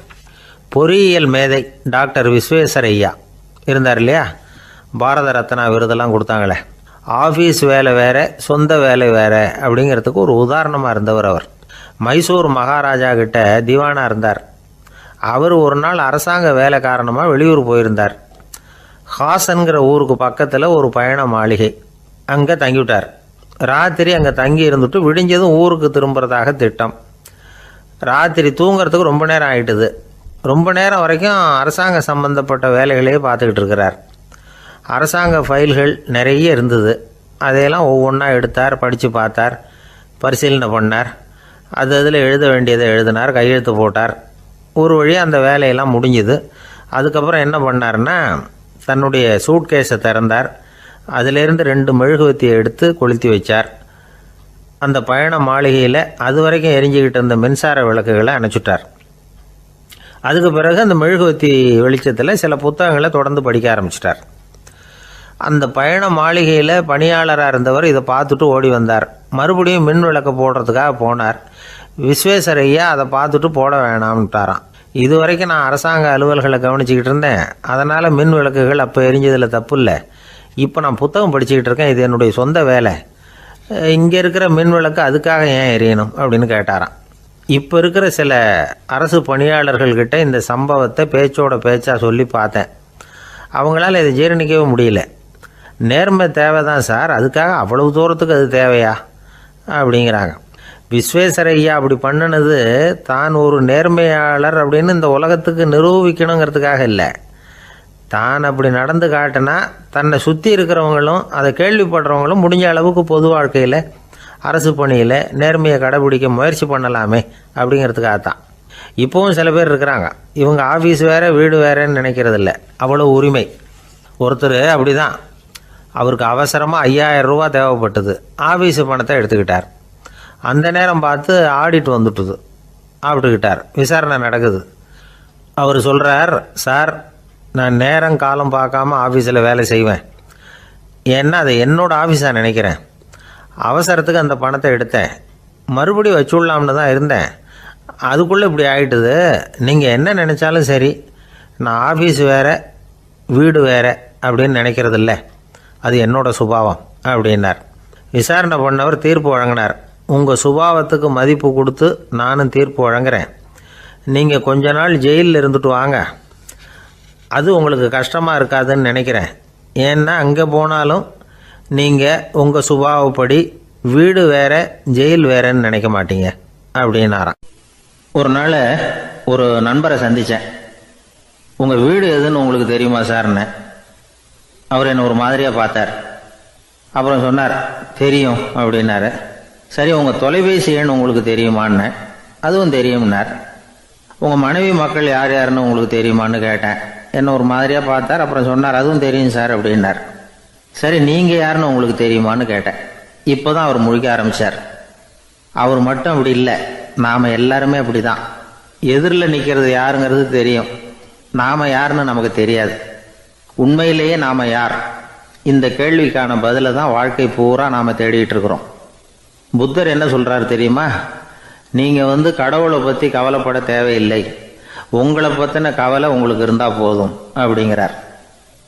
நான் யார், எனக்கு ஏன் இந்த கவலை அப்படின்னு உங்களை நீங்களே கேட்டுக்குங்க அப்படிங்கிறார். நாம் ஏன் கடவுளை படைத்தோம்? அது ஒரு நழுவல் முயற்சியாம், அதாவது தன்னிடமிருந்து தானே தப்பிக்கிற ஒரு முயற்சியாம். இப்படி தான் அதை சொல்கிறாங்க அறிஞர்கள்லாம். மக்கள் பொய்யான பிரச்சனைகளில் ஆர்வமாக இருக்கிறாங்க, அதுக்கு தீர்வு காணவும் முயற்சி பண்ணுறாங்க. கடவுளை பற்றி விவாதிக்க எல்லாருக்கும் விருப்பம், தன்னுடைய சுயம் பற்றிய பிரஜையே இருக்கிறதில்ல. ஆகக்கூடிய விஷயம் என்னென்னா, கடவுள் சமாளிப்புக்கு பயன்படுத்தப்படுகிறார். மனவியல் என்ன சொல்லுது தெரியுமா? கடவுள், சொர்க்கம், மறுபிறவி இதை பற்றிலாம் பேச ஆரம்பிக்கிறவங்க யார் தெரியுமா? போருக்கு போகிறவன், துன்பத்தில் சிக்கி கஷ்டப்படுறவன், நோய் படுக்கையில் விழுந்தவன், இவங்க தான். நாம் அனுபவத்திலே பார்க்குறோமே இதையெல்லாம். கடவுளை துணைக்கு கூப்பிடுறவங்க யாருன்னு கவனித்து பாருங்கள். பரீட்சை எழுத போகிறவன், வேலை தேடி அலையிறவன், பண நெருக்கடியில் இருக்கிறவன், விபத்தில் சிக்கிக்கிட்டவன், இவங்கெல்லாம் தான். தேர்வில் வெற்றி பெற்றதும் அவரை துணைக்கு கூப்பிடுறதில்ல, வேலை கிடைச்சதும் அவர் துணை தேவைப்படுறதில்ல. ஏன் இப்படி? கொஞ்சம் யோசனை பண்ணி பாருங்கள். துன்பம் வருகிற போது அந்த துன்பத்தை தவிர்க்க வேண்டிய நிலையில அதிலிருந்து நழுவி போறதுக்காக பிரார்த்தனை தேவைப்படுது. எல்லாம் நல்லபடியா நடக்கிறப்போ பிரார்த்தனை செய்யறது இல்லை. புத்தருடைய வழி என்ன தெரியுமா? அந்த வழியில கடவுளும் கிடையாது, பிரார்த்தனையும் கிடையாது. புத்தர் செய்தது இதைத்தான். அதாவது கடவுள்கிட்ட இருந்து மனிதனையும், மனிதன்கிட்ட இருந்து கடவுளையும் அவர் விடுவித்தார். புத்த மதம் என்ன சொல்லுது தெரியுமா?